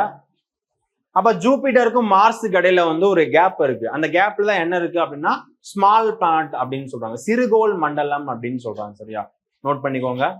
செவ்வாய் மற்றும் வியாழன் கோள்களுக்கு இடைப்பட்ட பகுதியில் சிறுகோள் மண்டலம் என்ற அமைப்பு உள்ளது, சிறுகோள் மண்டலம். அப்ப ஸ்மால் பிளானட் என்னென்ன இருக்குன்னு நம்ம லாஸ்ட் கிளாஸ்லயே நம்ம பார்த்திருந்தோம். அப்ப சோலார் சிஸ்டத்துல எத்தனை ஸ்மால் பிளானட் இருக்கு, 5 இருக்குன்னு நம்ம பார்த்திருந்தோம் லாஸ்ட் கிளாஸ்ல நம்ம சொல்லியிருந்தோம். அப்ப சிறுகோள் மண்டலம் என்ற அமைப்பு செவ்வாய் மற்றும் வியாழன் கோள்களுக்கு இடையே வந்து இருக்கு அப்படின்னு நம்ம சொல்றோம். செவ்வாய் மற்றும் வியாழன் கோள்களுக்கு இடையே காணப்படுகிறது. அப்ப சேம் நம்ம பூமிக்கு பக்கத்துல இருக்கனால, செவ்வாய் இருக்கனால, செவ்வாயில ஆக்சிஜன் கேஸ் இருக்கா, செவ்வாயில வாட்டர் கண்டென்ட் இருக்கா, இதெல்லாம் செக் பண்றதுக்கு ஒரு மிஷன் அனுப்புறோம். அந்த மிஷனோட பேர் தான் என்ன சொல்றாங்க, மங்கள்யான். மங்கள்யான்.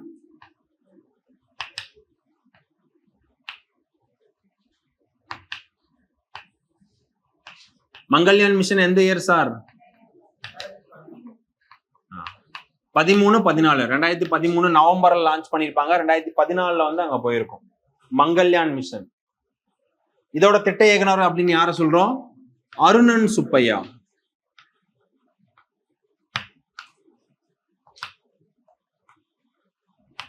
அருணன் சுப்பையா. மங்கள்யான் செவ்வாய் கோளை பற்றி ஆராய்ச்சி செய்வதற்காக அனுப்பப்பட்ட சேட்டலைட், செயற்கைக்கோள் மங்கள்யான்.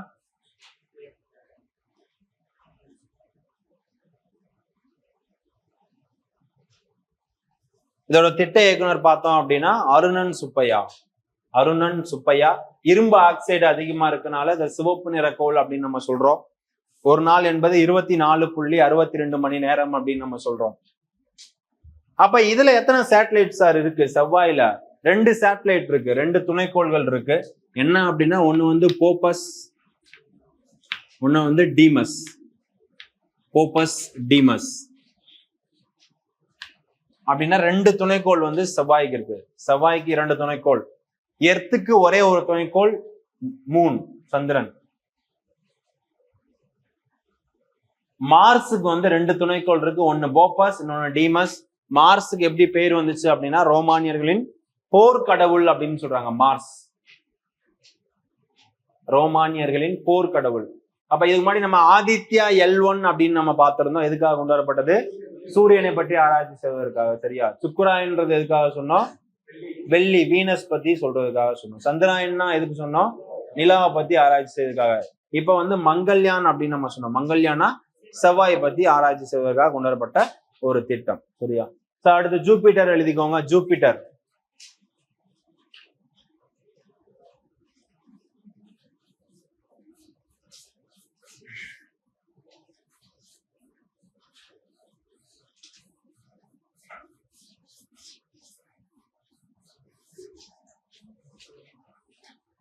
சார் பக்கத்துல பேசாதீங்க.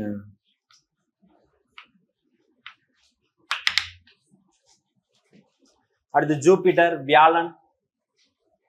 அப்ப ஜூபிட்டர்ல ஒன் டே அப்படின்னா ஒரு நாள் என்பது 9.92 மணி நேரம். அப்ப இருக்கிறதே கம்மியான நேரம் இது. அப்ப நம்ம பூமி வந்து 24 மணி நேரம் இருக்குல்லே, அது ஒரு மீடியம் சைஸ்ன்னு வச்சுக்கோங்க. இதுக்குள்ளே கம்மியான நேரம், தன்னைத்தானே சுற்றி கொள்ள கம்மியான நேரம் எடுத்துக்கிறது எதுனா வியாழன். எவ்வளவு நேரம்னா 9.92 மணி நேரம்.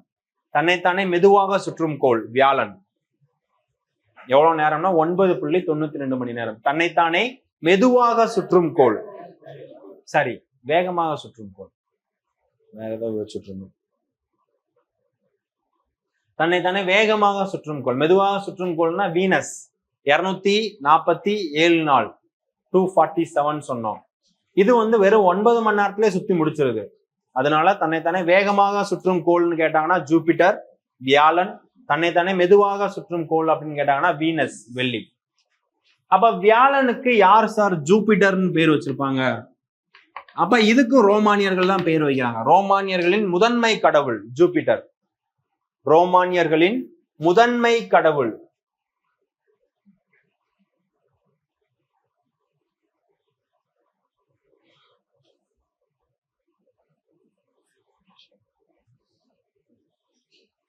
ரோமானியர்களின் முதன்மை கடவுள் ஜூபிட்டர், வியாழன்.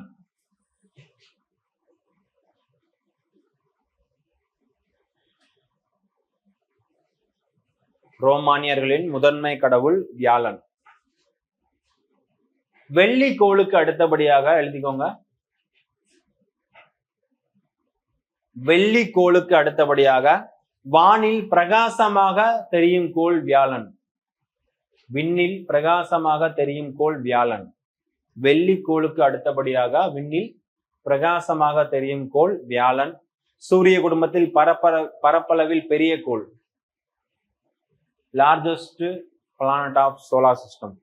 சூரிய குடும்பத்தில் பரப்பளவில் பெரிய கோள். அப்ப இதுல பார்த்தோம்னா 3 ரிங்ஸ் இருக்கு. எது? வியாழன் பிளானட்டை சுத்தி ஒரு 3 ரிங்ஸ் இருக்கு, 3 வளையம் இருக்கு. அதே மாதிரி எத்தனை துணைக்கோள் சார் இருக்கு? முன்னாடி 63, இப்ப 67, கரண்ட் அஃபேர்ஸ்ல 95. அப்ப இது வந்து இப்ப ஸ்கூல் புக்ல அப்டேட் ஆனது 67, 67. ஸ்டார்டிங் முன்னாடி பழைய புக்ல வந்து 63, அந்த பாட்டுல கூட வரும். ஜூபிட்டரில் 3 மட்டும் 63 அப்படின்னு சொல்லுவாங்க. சரியா? இப்ப கரண்டா இருக்க புக்ல 67, கரண்ட் அஃபேர்ஸ்ல வந்து 95, நியூஸ் பேப்பர்ல வந்தது 95. அப்ப இதுல முக்கியமான 3 என்னென்ன சேட்டலைட் நம்ம பார்த்தோம் அப்படின்னா ஐயோ, யூரோப்பா, காலிஸ்டோ, கானிமேடு. அப்ப இதெல்லாம் முக்கியமான துணைக்கோள்கள். வியாழன்ல மொத்தம் 67 துணைக்கோள் இருக்கு. அதுல முக்கியமான துணைக்கோள்கள் இந்த 4 சொல்லலாம். ஐயோ, யூரோப்பா, காலிஸ்டோ, கானிமேடு. ஐயோ, யூரோப்பா, காலிஸ்டோ, கானிமேடு. காலிஸ்டோ, கானிமேடு. அப்ப இந்த கானிமேடை பத்தி நிறைய எக்ஸாம்ல கேட்டிருக்காங்க சார். அப்ப வியாழனில் மிகப்பெரிய துணைக்கோள் மற்றும் சூரிய குடும்பத்தில் பரப்பளவில் மிகப்பெரிய துணைக்கோள் ரெண்டுமே கானிமேடு. வியாழனில் மிகப்பெரிய துணைக்கோள் வியாழனில் மிகப்பெரிய துணைக்கோள். சூரிய குடும்பத்தில் மிகப்பெரிய துணைக்கோள் காணிமேடு. வியாழனில் மிகப்பெரிய துணைக்கோள் மற்றும் சூரிய குடும்பத்தில் பரப்பளவில் மிகப்பெரிய துணைக்கோள். துணைக்கோள் எதுனா காணிமேடு. எதோட துணைக்கோள்னா ஜூபிட்டரோட துணைக்கோள். வியாழனோட துணைக்கோள் அப்படின்னு சொல்றோம், ஜூபிட்டர்.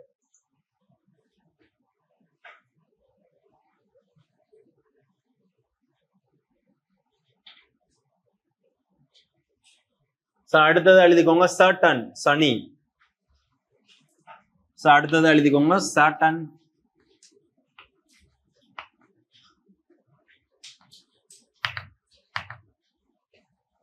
சனி. அப்ப இதுக்கு யார் சார் பேர் வச்சிருப்பாங்கன்னா, இதுக்கு ரோமானியர்கள் பேர் வச்சிருக்காங்க. இது என்ன பேர் வச்சிருக்காங்க அப்படின்னா, ரோமானியர்களின் வேளாண்மை கடவுள் சாட்டர்ன். ரோமானியர்களின் வேளாண்மை கடவுள் சனி, சாட்டர்ன். ஒன் டே அப்படின்னா 10.23 மணி நேரம். 10.23 மணி நேரம். ஒரு நாள் என்பது 10.23 மணி நேரம்.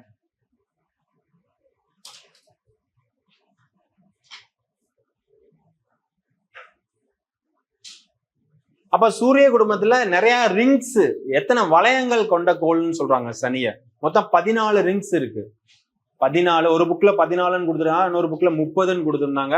ரெண்டுமே எழுதிக்கோங்க. 1430. ஒரு புக்ல 14 கொடுத்திருந்தாங்க, இன்னொரு புக்ல 30 கொடுத்திருந்தாங்க. கொஸ்டின் எப்படி கேட்பாங்கன்னா, சூரிய குடும்பத்தில் வளையங்கள் கொண்ட கோள் அப்படின்னு எதை சொல்றாங்கன்னா சனி, சாட்டர்ன். சூரிய குடும்பத்தில் வளையங்கள் கொண்ட கோள்.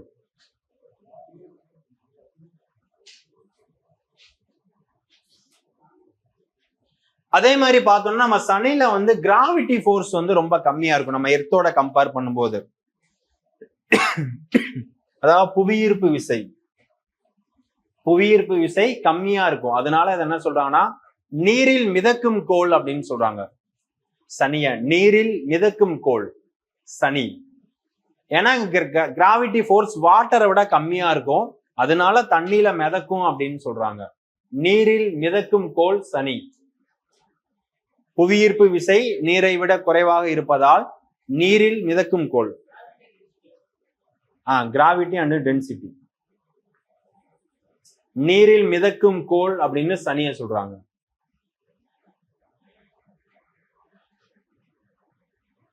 அடுத்து என்னென்ன கேசஸ் தண்ணியில இருக்குன்னா, 2 கேசஸ் இருக்கு. ஒண்ணு வந்து நைட்ரஜன், இன்னொன்னு வந்து மீத்தேன். அப்ப இந்த 2 கேஸ்ல எந்த கேஸ் அதிகமா இருக்குன்னா, நைட்ரஜன் கேஸ் வந்து சாட்டர்ன்ல அதிகமா இருக்கும். அதனால சனிக்கோள் என்ன கலர்ல இருக்கும்னா எல்லோ கலர்ல இருக்கும். மஞ்சள் நிறக்கோள், எல்லோ பிளானட், மஞ்சள் நிறக்கோள் சாட்டர்ன். நைட்ரஜன் கேஸ் அதிகமா இருக்கனால மஞ்சள் நிறக்கோள், எல்லோ பிளானட் அப்படின்னு சொல்றோம். Yellow planet Saturn. அப்ப சாட்டர்னுக்கு நம்ம எத்தனை துணைக்கோள் இருக்குன்னு பார்த்தோம்னா 62 துணைக்கோள் இருக்கு. அதுல முக்கியமானது பார்த்தோம்னா டைட்டன் அப்படின்ற ஒரு துணைக்கோள். இந்த டைட்டனை பத்தி லாஸ்ட் நடந்த குரூப் 4ல ஒரு கொஸ்டின் கேட்டாங்க. கடைசியா நடந்து முடிஞ்ச குரூப் 4ல ஒரு கொஸ்டின் கேட்டாங்க டைட்டனை பத்தி. அப்ப சனியில வந்து மொத்தம் 62 துணைக்கோள் இருக்கு. அந்த 62 துணைக்கோளில் பரப்பளவில் பெரிய துணைக்கோள் எதுனா டைட்டன். பரப்பளவில் மிகப்பெரிய துணைக்கோள் எதுனா டைட்டன் அப்படின்னு நம்ம சொல்றோம். டைட்டன். அப்ப அந்த டைட்டனுக்கு என்ன சிறப்பு அப்படின்னா, சூரிய குடும்பத்திலே கிளவுடோட இருக்கிறது. அதாவது சூரிய குடும்பத்தில் மேகங்களுடன் காணப்படும் ஒரே துணைக்கோள் டைட்டன். சூரிய குடும்பத்தில் மேகங்களுடன் காணப்படும் ஒரே துணைக்கோள்.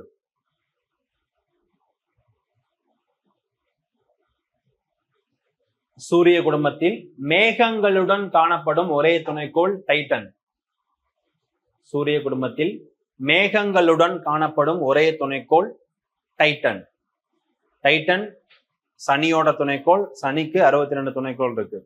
அப்ப இந்த சனியை பத்தி என்னென்ன கொஸ்டின்லாம் எக்ஸாம்ல கேட்டிருக்காங்க. ஒண்ணு வந்து எல்லோ பிளானட், மஞ்சள் நிற கோள் என்று அழைக்கப்படுவது. இன்னொன்னு வந்து நீரில் மிதக்கும் கோள் என்று அழைக்கப்படுவது சனி. ரைட்டா? சரி, ஓகே சார். அடுத்து எழுதிக்கோங்க யுரேனஸ். அடுத்து எழுதிக்கோங்க சார், யுரேனஸ். யுரேனஸ். அடுத்ததா எழுதிக்கோங்க யுரேனஸ். அப்ப இதுக்கு வந்து கிரேக்கர்கள் பெயர் வைக்கிறாங்க. கிரேக்க விண்கடவுள் யுரேனஸ். கிரேக்க விண்கடவுள் யுரேனஸ்.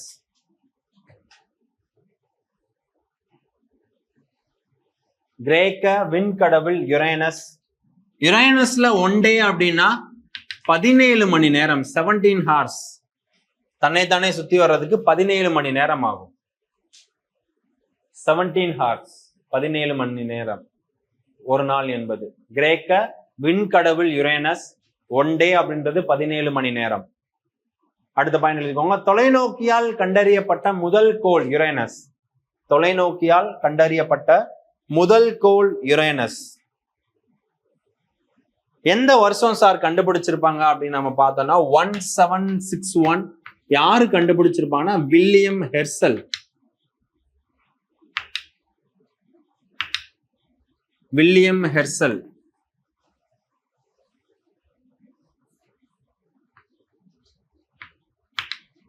William Herschel 1761, 1761.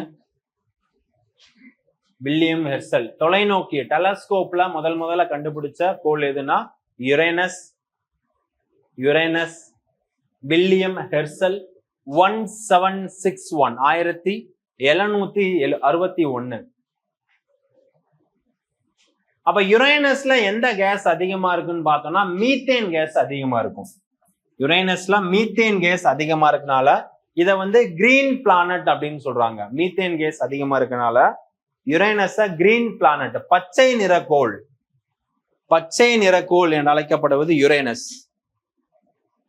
பச்சை நிறக்கோள், கிரீன் பிளானட். கிரீன் பிளானட், பச்சை நிறக்கோள் என்று அழைக்கப்படுவது Uranus. Green planet. Methane case அதிகமா இருக்கனால பச்சை நிறக்கோள்னு சொல்றாங்க. வேற என்ன சொல்றாங்கன்னா உருளும் கோள் அப்படின்னு சொல்றாங்க. உருளும் கோள்.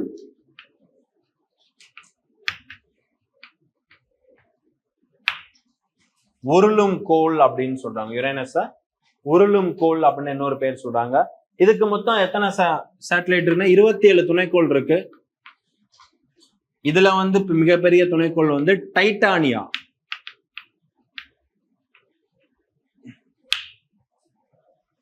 இருபத்தி 7 துணைக்கோள் இருக்கு. இதுல பரப்பளவில் மிகப்பெரிய துணைக்கோள் எதுனா டைட்டானியா அப்படின்னு சொல்றோம். டைட்டானியா. இதில் பரப்பளவில் மிகப்பெரிய துணைக்கோள் டைட்டானியா. கடைசியா எழுதிக்கோங்க நெப்டியூன். ஒரு நாள் என்பது 18 மணி நேரம். ஒன் டே அப்படின்றது 18 மணி நேரம். நெப்டியூன். நெப்டியூன்ல ஒன் டே, ஒரு நாள் என்பது 18 மணி நேரம். 18, 18 மணி நேரம். அப்ப இதுக்கு என்ன பெயர் வச்சிருக்காங்க அப்படின்னு பார்த்தோம்னா ரோமானியர்களின் கடல் கடவுள். ரோமானியர்களின் கடல் கடவுள்.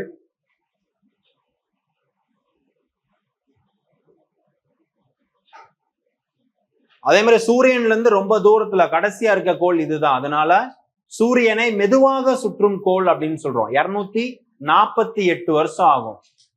248. சூரியனை மெதுவாக சுற்றும் கோள் நெப்டியூன். ஏன்னா சூரியன்ல இருந்து ரொம்ப தூரத்தில் இருக்கு. அதனால சூரிய ஒளி வந்து நெப்டியூன் கோள்ல படாது. அதனால அங்க வந்து அந்த ஐஸ் ஃபார்ம் ஆகி அந்த மாதிரி இருக்கும். ரொம்ப அதிகமா காத்து வீசும், ரொம்ப ஐஸ் ஃபார்ம் ஆகி இருக்கும். அதனால அதை என்ன சொல்றாங்கன்னா வெள்ளை நிறக்கோள், ஒயிட் பிளானட் அப்படின்னு சொல்றாங்க. பனி அதிகமா இருக்கும். ஏன்னா ரொம்ப தூரத்துல இருக்கு, சூரிய ஒளியை வந்து அங்க படாது.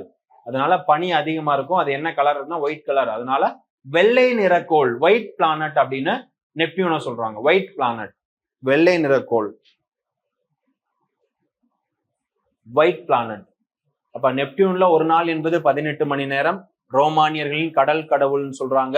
சூரியன்ல இருந்து ரொம்ப தூரத்துல இருக்கனால சூரியனை மெதுவாக சுற்றும் கோள்னு சொல்றாங்க. 248 வருஷம் ஆகும். அதே மாதிரி சூரிய ஒளி படாதனால அங்க பனி அதிகமா இருக்கும். அதனால வெள்ளை நிறக்கோள், ஒயிட் பிளானட் அப்படின்னு சொல்றாங்க. அப்ப இதுக்கு மொத்தம் 14 துணைக்கோள் இருக்கு. நெப்டியூனுக்கு 14 துணைக்கோள். இதுல முக்கியமானது பார்த்தோம்னா ட்ரைட்டன் பெரிய துணைக்கோள் ட்ரைட்டன். நெப்டியூனுக்கு மொத்தம் 14 துணைக்கோள் இருக்கு.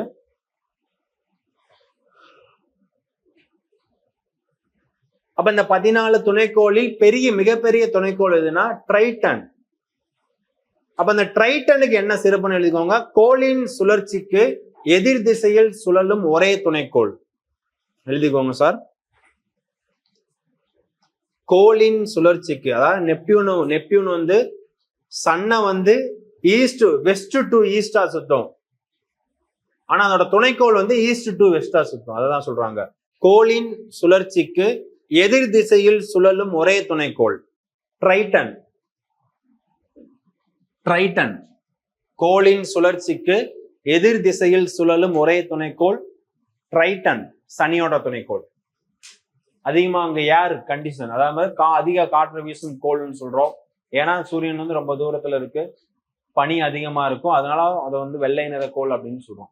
சரிங்களா சார்? அடுத்து கோள்கள் இயக்க விதி பத்தி நம்ம லாஸ்ட் கிளாஸ்ல நம்ம பேசியிருந்தோம் நினைக்கிறேன். யார் சொல்லியிருப்பாங்க? நீங்க சொல்லுங்க. கோள்னா உனக்கு என்ன குவாலிட்டி? நீங்க ஒரு பிளானட், உங்களுக்கு என்ன குவாலிஃபிகேஷன் வேணும்? சூரியனை எப்படி சுத்தி வரணும்? நீள்வட்ட பாதையில சுத்தி. அப்படின்னு யார் சொன்னா உங்களுக்கு? அந்த தியரி யார் சொல்லியிருப்பா? தலாமி வந்து என்ன சொல்லுப்பா? Geocentric theory. போன கிளாஸ் வந்தீங்களா? ரிவிஷன் பண்ணலையா? நேற்று ரிவிஷன் பண்ணி நேற்று ஈவினிங் படிச்சீங்க ஜியோகிராஃபி. இப்ப கூட படிச்சீங்களா? கெப்லர்னு ஒருத்தர் இருப்பாரு, அவர் தான் ஒரு பிளானட்னா அதுக்கு என்னென்ன குவாலிஃபிகேஷன் இருக்குன்னு சொல்லியிருப்பாரு. சரியா சார்? இதோட சோலார் சிஸ்டம் முடிஞ்சிச்சு 8 பிளானட்டோட. இதை மட்டும் ரிவிஷன் பண்ணுங்க, நான் அடுத்த டாபிக் சொல்றேன் சார். அடுத்ததை நோட் பண்ணிக்கோங்க.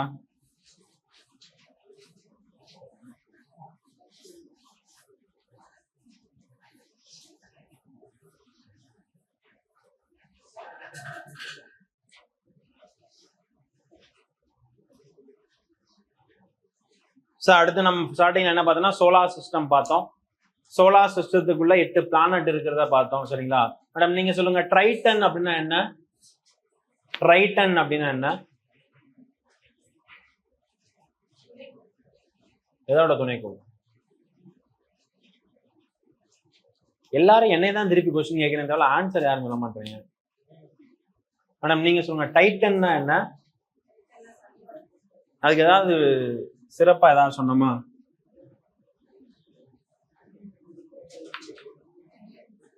புரியல.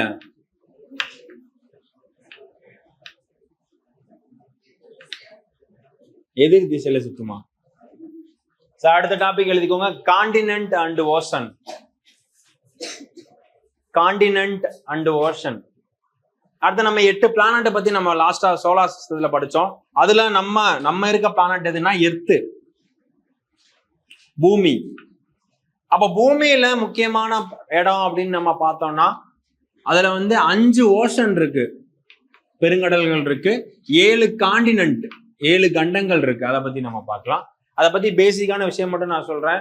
அதுல என்ன ஆறுகள் இருக்கு அதெல்லாம் ஒரு தனியா ஒரு மெட்டீரியல் மாதிரி வச்சிருக்கேன், அதை வந்து வாங்கிக்கோங்க முடிச்சுட்டு. கண்டங்கள் அண்டு பெருங்கடல்கள். அப்ப 8 பிளானட் பார்த்தோம். அதுல ஒரு பிளானட் தான் பூமி. பூமியில எத்தனை காண்டினென்ட் இருக்குன்னா 7 காண்டினென்ட் இருக்கு, 7 கண்டங்கள் இருக்கு. அதுல ஒரு காண்டினென்ட் தான் நம்ம இருக்க ஏசியா. ஏசியாக்குள்ள எத்தனை கண்ட்ரி இருக்கு அப்படின்னா 48 நாடுகள் இருக்கு. அதுல ஒரு நாடு தான் நம்ம இந்தியா. இந்தியாவுக்குள்ள 28 ஸ்டேட் இருக்கு. சரிங்களா? காண்டினென்ட் எழுதிக்கோங்க சார். எத்தனை காண்டினென்ட் இருக்கு அப்படின்னா 7 காண்டினென்ட், 7 கண்டங்கள் இருக்கு. நம்ம பூமியில என்னென்ன கண்டம்னு எழுதிக்கோங்க. ஏசியா,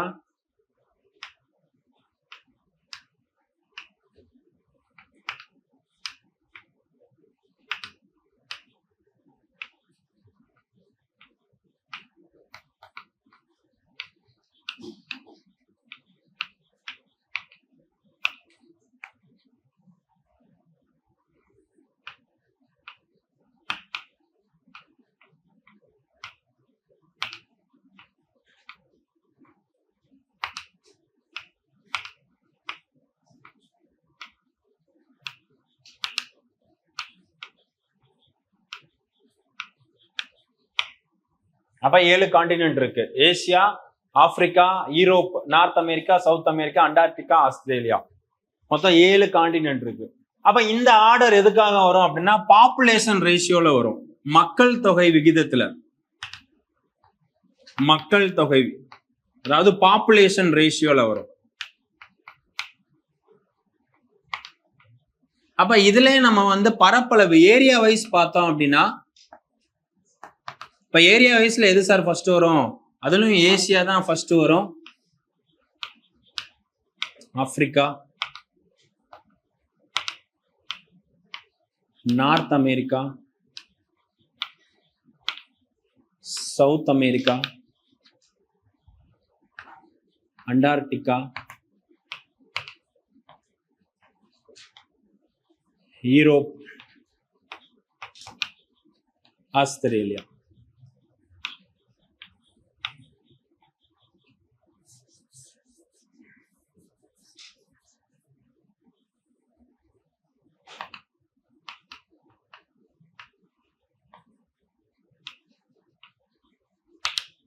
பாப்புலேஷன் நம்ம இந்த லாஸ்ட் 2 மட்டும் மாத்திக்கோங்க, அண்டார்டிகா, ஆஸ்திரேலியால மட்டும். ஏன்னா அண்டார்டிகால ஃபுல்லா வந்து பனி அதிகமா இருக்கும், அங்க மனிதர்கள் வாழவே முடியாது, -டிகிரிக்கு கீழே இருக்கும். அதனால ஆஸ்திரேலியா 6th பிளேஸ், 7th பிளேஸ்ல அண்டார்டிகா பாப்புலேஷன்ல, மக்கள் தொகையில. இதே பரப்பளவுல பார்த்தோம்னா இந்த ரேஷியோ, இந்த ஆர்டர் முக்கியம் சார், எக்ஸாம்ல கேட்பாங்க. Asia, Africa, Europe, north America, south America, Australia, Antarctica.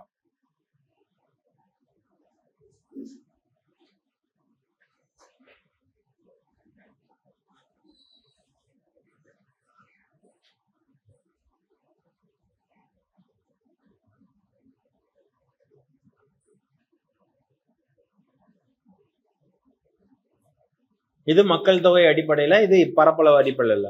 மக்கள் தொகையில முதலிடத்தில் உள்ள நாடு எது, காண்டினென்ட் எதுன்னா ஏசியா, பரப்பளவுல ஏசியா. பாப்புலேஷன்ல எங்க கம்மியா இருக்கும், எந்த காண்டினென்ட்ல கம்மியா இருக்குன்னா அண்டார்டிகா. அதே மாதிரி ஏரியா வைஸ்ல எது வந்து ஸ்மாலஸ்ட் காண்டினென்ட் அப்படிங்கிற ஆஸ்திரேலியா. அதை மட்டும் ஞாபகம் வச்சுக்கோங்க, இந்த ஆர்டர் முக்கியம். பாப்புலேஷன் சம்பந்தமா நம்ம பார்க்கலாம். இப்போ பாப்புலேஷன் டே வந்து எப்போ சார் செலிப்ரேட் பண்றாங்க? ஒன்று வந்து February 9, இன்னொன்று வந்து July 11. அப்ப February 9th பார்த்தோம் அப்படின்னா இந்தியால பாப்புலேஷன் டே செலிப்ரேட் பண்றாங்க. நேஷனல் பாப்புலேஷன் டே, தேசிய மக்கள் தொகை தினம் February 9. வேர்ல்டு பாப்புலேஷன் டே July 11. உலக மக்கள் தொகை தினம் July 11. இந்திய மக்கள் தொகை தினம், இந்தியால தேசிய மக்கள் தொகை தினம் February 9. உலக மக்கள் தொகை தினம் July 11, July 11. உலக மக்கள் தொகை தினம் July 11. அப்ப இந்த பாப்புலேஷன் சம்பந்தமா பார்த்தோம்னா தூக்கம் வருதாப்பா? நீதான் முதல் கிளாஸ் ஃபுல் டே போடுறாங்களா? அப்படியா? நானே டெய்லி தூங்குறேன் கிளாஸ். மக்கள் தொகை பாப்புலேஷன் சம்பந்தமா நம்ம பார்த்தோம் அப்படின்னா இந்தியால ஃபர்ஸ்ட் பாப்புலேஷன் கால்குலேஷன் எப்ப பண்ணிருப்பாங்கன்னா 1872ல பண்ணிருப்பாங்க. யார் பண்ணிருப்பான்னா மேயோ பிரபு, லார்டு மேயோ, இவர் தான் ஃபர்ஸ்ட் பண்ணிருப்பாரு.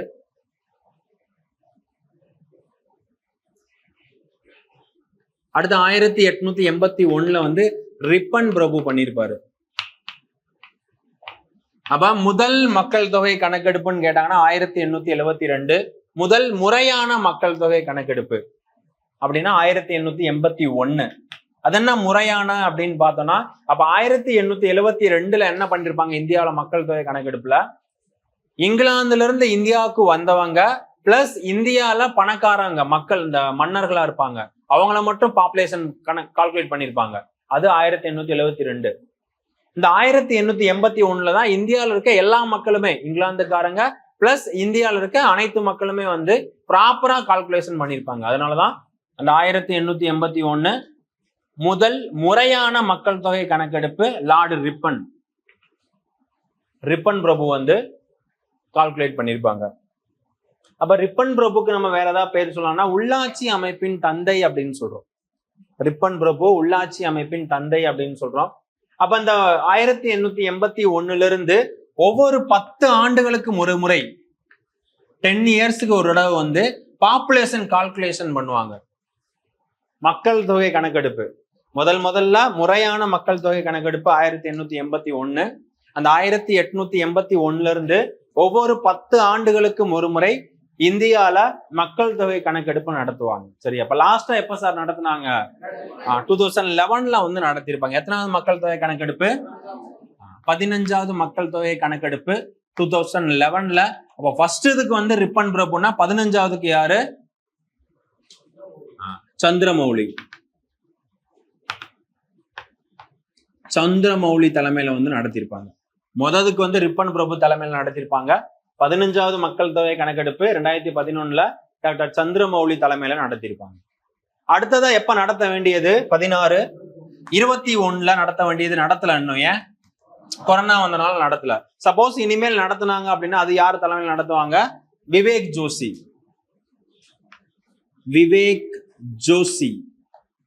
இவர் எங்கேயாவது கேள்விப்பட்டிருக்கீங்களா சார் இந்த பெயரை? விவேக் ஜோஷின்னு இந்த பெயரை எங்கேயாவது கரண்ட் அஃபேர்ஸ்ல எங்கேயாவது கேள்விப்பட்டிருக்கீங்களா? விவேக் ஜோஷி.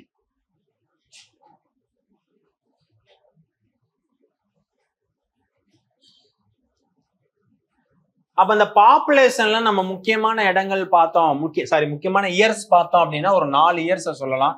ஒண்ணு வந்து என்னன்னா 1921, 1951, 61, 2001. இந்த 4 இயர் வந்து அடிக்கடி எக்ஸாம்ல கேட்டே இருப்பாங்க. நீங்க எக்கனாமிக்ஸ்ல படிப்பீங்க இந்த 4மே. இதெல்லாம் மக்கள் தொகை கணக்கெடுப்பு நடைபெற்ற முக்கியமான ஆண்டுகள். அப்ப முதல் முறையான மக்கள் தொகை கணக்கெடுப்புனா 1881 ரிப்பன் பிரபு. அதுல இருந்து ஒவ்வொரு 10 ஆண்டுகளுக்கும் ஒரு முறை இந்தியாவில் மக்கள் தொகை கணக்கெடுப்பு நடத்தப்படுகிறது. அதுல முக்கியமானது அந்த 4 வருஷம் சொல்லலாம். அப்ப அந்த 1921 1921 என்ன சொல்றாங்கன்னா வருஷம் சின்னதா இருக்கு. இது என்ன சொல்றாங்கன்னா பெரும்பிளவு ஆண்டு, பெரும் பிரிவினை ஆண்டு அப்படின்னு சொல்றாங்க.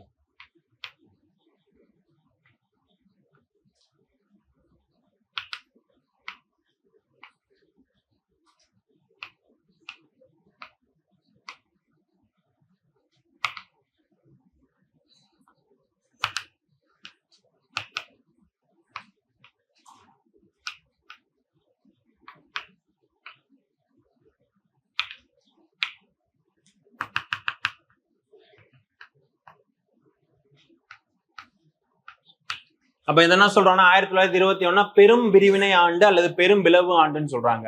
ஏன் அப்படின்னா பெரும் பிளவு ஆண்டு, பெரும் பிரிவினை ஆண்டுன்னு சொல்றாங்க அப்படின்னா, அப்ப 1921 மக்கள் தொகை கணக்கெடுப்பு நடத்தும் போது அப்போ ஏதாவது ஒரு நோயினால அதிக மக்கள் இறந்திருப்பாங்க. எக்ஸாம்பிளுக்கு அப்ப என்ன நோய் அதிகமான பெரியம்மை, காலரா, மலேரியா சம்திங் அந்த மாதிரி நோயினால அதிக மக்கள் இறந்திருப்பாங்க. அதனால 1921 பெரும் பிரிவினை ஆண்டுன்னு சொல்றாங்க. அதே மாதிரி 1951 அதே மாதிரி ஒரு நோயினால குறைந்த அளவு மக்கள் இறந்தனால அதை வந்து சிறுபிளவு ஆண்டுன்னு சொல்றாங்க. அப்ப 61 வந்து நம்ம ஃபெசிலிட்டி ஆயிடுச்சு.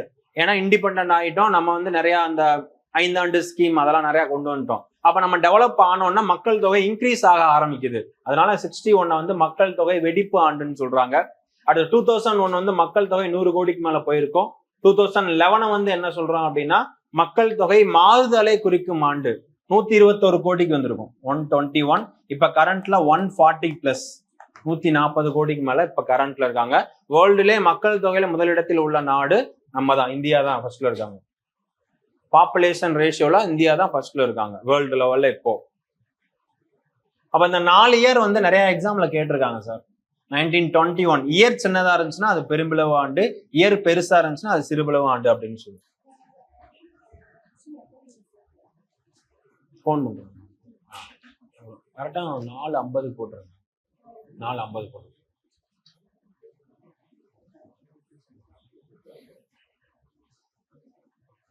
சார் அடுத்ததான் நோட் பண்ணிக்கோங்க. பரப்பளவு ஏரியா வைஸ் பார்க்கலாம். இந்த ஆர்டர் முக்கியம் சார். ஆர்டர் வந்து எக்ஸாம்ல கேட்பாங்க.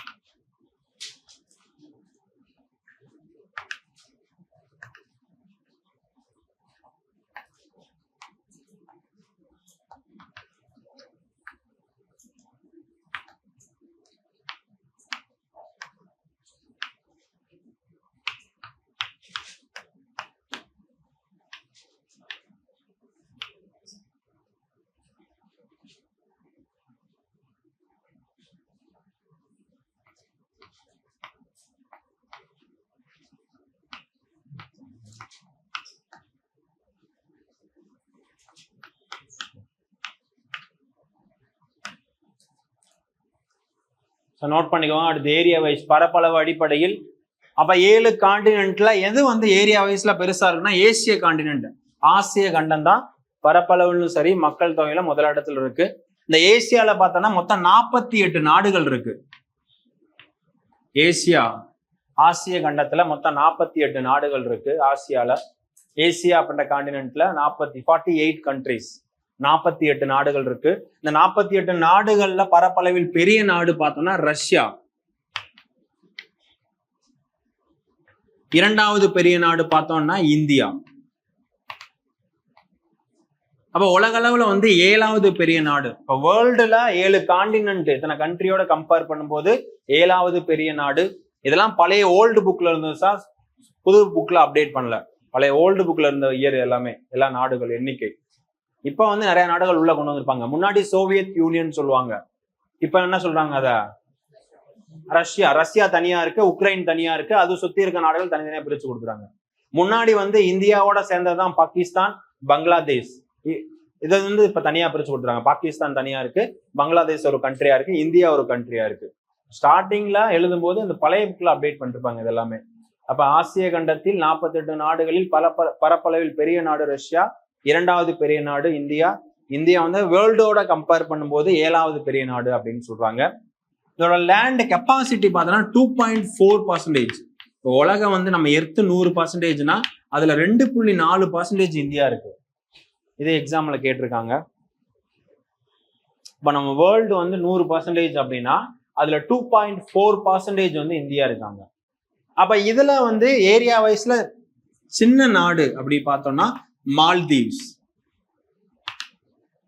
மாலத்தீவு. இதுல வந்து ஏரியா வைஸ்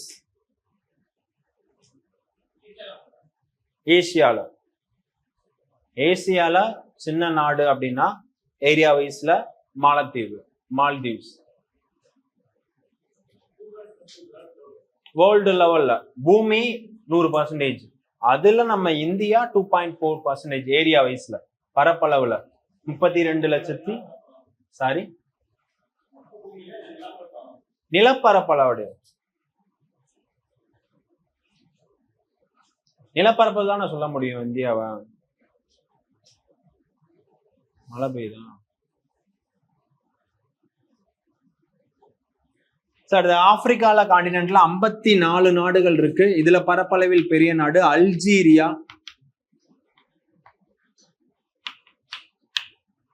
அப்ப இது ஆப்பிரிக்காவை என்ன சொல்றாங்கன்னா பிளாக், அதாவது கருப்பு கண்டம் சொல்றாங்க, அல்லது மதர் காண்டினென்ட், தாய் கண்டம் அப்படின்னு சொல்றாங்க.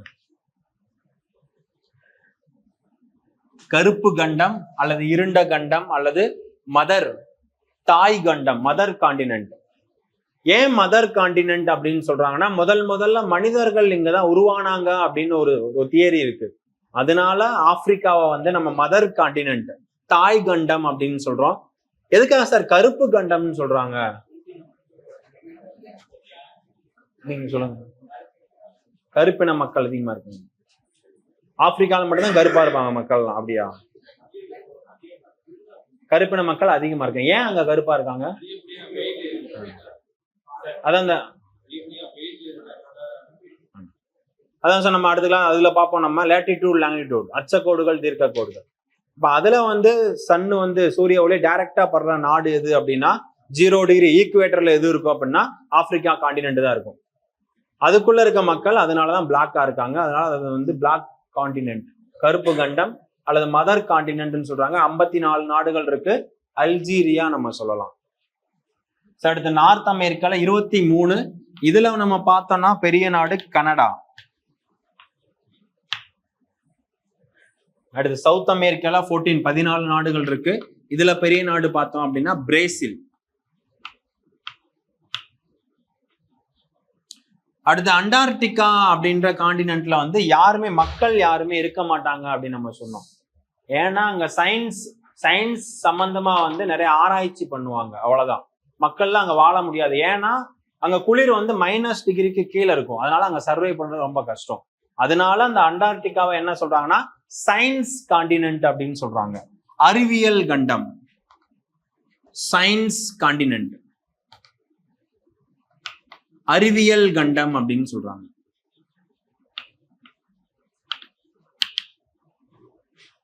சயின்ஸ் கான்டினென்ட், அறிவியல் கண்டம்.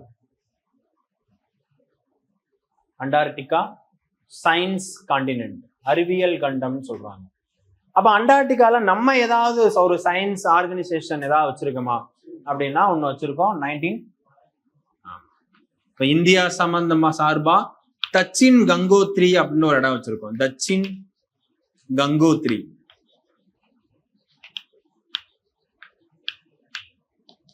தச்சின் கங்கோத்ரி அறிவியல் ஆராய்ச்சி மையம் அண்டார்டிகா கான்டினென்டல் நம்ம இந்தியா சார்பா வச்சிருக்காங்க. தச்சின் கங்கோத்ரி 84 நினைக்கிறேன். 1984 தான் இந்தியாவில் என்ன கொண்டு வந்திருப்பாங்க. 1984 தச்சின் கங்கோத்ரி. அப்ப 84 தான் இந்தியாவில் முதல்ல மெட்ரோ ஸ்டேஷன் கொண்டு வந்திருப்பாங்க. எங்க கொண்டு வந்திருப்பாங்க? கல்கத்தால. கொல்கத்தால முதல்ல மெட்ரோ ஸ்டேஷன் இந்தியால 1984 தான் வந்து இன்ட்ரோ பண்றாங்க. அடுத்து யூரோப்ல பார்த்தோம் அப்படின்னா அங்கேயும் 44 கண்ட்ரியில பெரிய கண்ட்ரி எதுனா ரஷ்யா தான். அப்ப ரஷ்யான்றது யூரோப்லயும் வரும், ஏசியாலயும் வரும். நீங்க பாத்தீங்க அப்படின்னா தெரியும், இந்த மாதிரி இருக்கும். இந்தியாவுக்கு மேல வந்து இந்த மாதிரி ஒரு பரப்பளவு இருக்கும். இதுல பாதி வந்து ஏசியால வந்துடும், பாதிக்கு இந்த பக்கம் யூரோப்ல வந்துடும். அதனால யூரோப்லயும் ஏசியாலையும் ஏரியா வைஸ்ல பெரிய நாடு எதுனா ரஷ்யா தான் வரும். அடுத்து வந்து ஆஸ்திரேலியா. அப்ப இது வந்து ஒரே ஒரு நாடு தான் சொல்றாங்க. ஆஸ்திரேலியான்றது ஒரு காண்டினென்ட், அது ஒரு நாடு, ஸ்மாலஸ்ட் காண்டினென்ட் அப்படின்னு நம்ம சொல்றோம். இந்த ஆஸ்திரேலியா காண்டினென்ட்டை கண்டுபிடிச்சது யாரு அப்படின்னா ஜேம்ஸ் குக் அப்படின்னு ஒருத்தர் கண்டுபிடிச்சிருப்பாரு. James cook. இந்த அமெரிக்காவை பார்த்தோம் அப்படின்னா யார் சார் கண்டுபிடிச்சிருப்பாங்க? படிச்சிருப்பீங்க நீங்க. ரெண்டுமே நார்த் அமெரிக்கா சவுத் அமெரிக்கா ரெண்டுமே வந்து கொலம்பஸ் அப்படின்னு ஒருத்தர் கண்டுபிடிச்சிருப்பாரு. North America plus south America.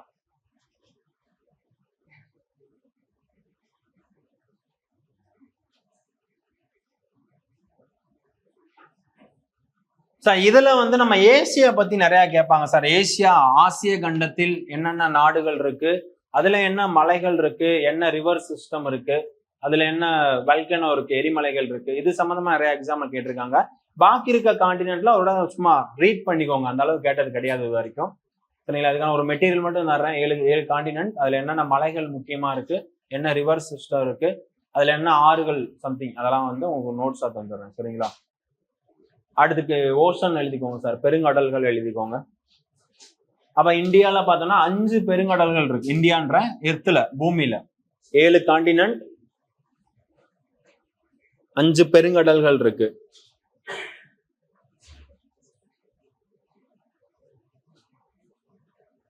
ஐந்து பெருங்கடல்கள் இருக்கு, எழுதிக்கோங்க என்னென்ன அப்படின்னா.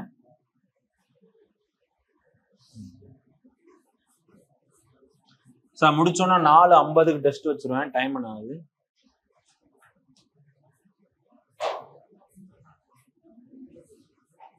பக்கத்துல பேச வேண்டாம்ப்பா.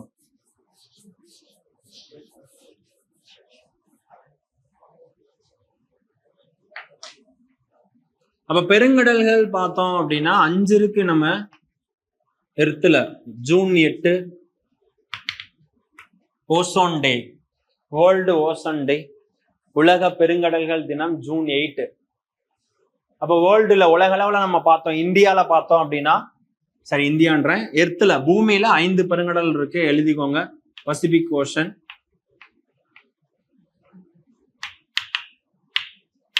பசிபிக் பெருங்கடல், Atlantic ocean, Indian ocean,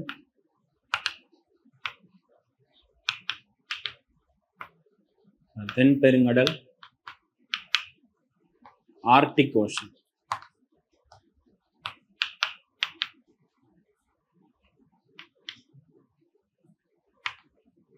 sir இதான் சார் ஏரியா வைஸ் இந்த ஆர்டர் தான் வரும். ஏரியா வைஸ் இந்த ஆர்டர் தான் வரும்.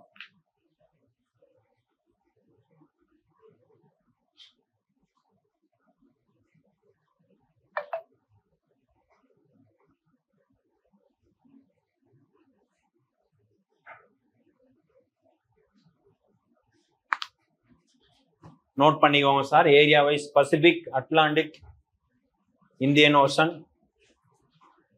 South ocean, Arctic Ocean. இப்ப பரப்பளவில் பெரிய பெருங்கடல் அப்படின்னு கேட்டாங்கன்னா பசிபிக் வரும். ஸ்மாலஸ்ட் அப்படின்னு கேட்டாங்கன்னா ஆர்டிக் ஓஷன் வரும்.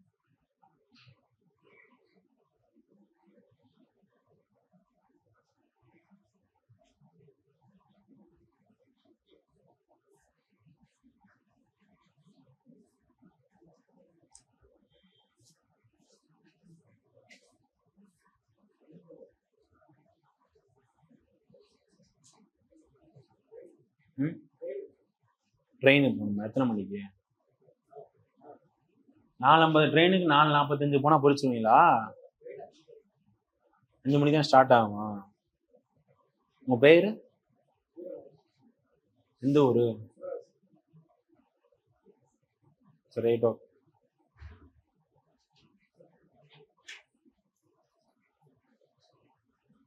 மேடம் எத்தனை பேஜ் எழுதிருக்கீங்க? இப்ப மத்தவங்க படிக்கிற வேலையை பாருங்க. இப்போ சும்மா அநியாயம் பண்ணிக்கிறது.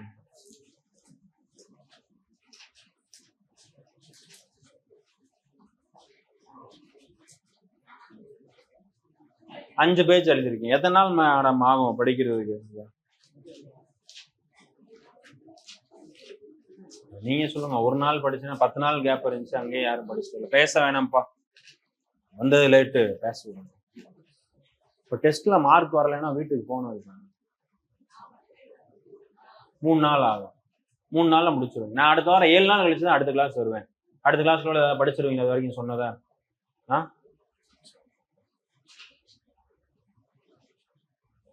சார் சோலார் சிஸ்டம் மட்டும் ரிவிஷன் பண்ணிக்கோங்க. அதுல இருந்து ஒரு 25 மார்க் டெஸ்ட் இருக்கும். இதெல்லாம் படிக்க வேண்டாம். சோலார் சிஸ்டம், சூரிய குடும்பம்னு போட்டு என்ன எழுதிருக்கீங்களோ அதை மட்டும் நீங்க படிச்சா போதும். வேற எதுவுமே கொஸ்டின்ல வராது. சரியா? அது மட்டும் ரிவிஷன் பண்ணுங்க. இப்போ கொஸ்டின் வந்துடும், எழுதிட்டு கிளம்பலாம் நீங்க.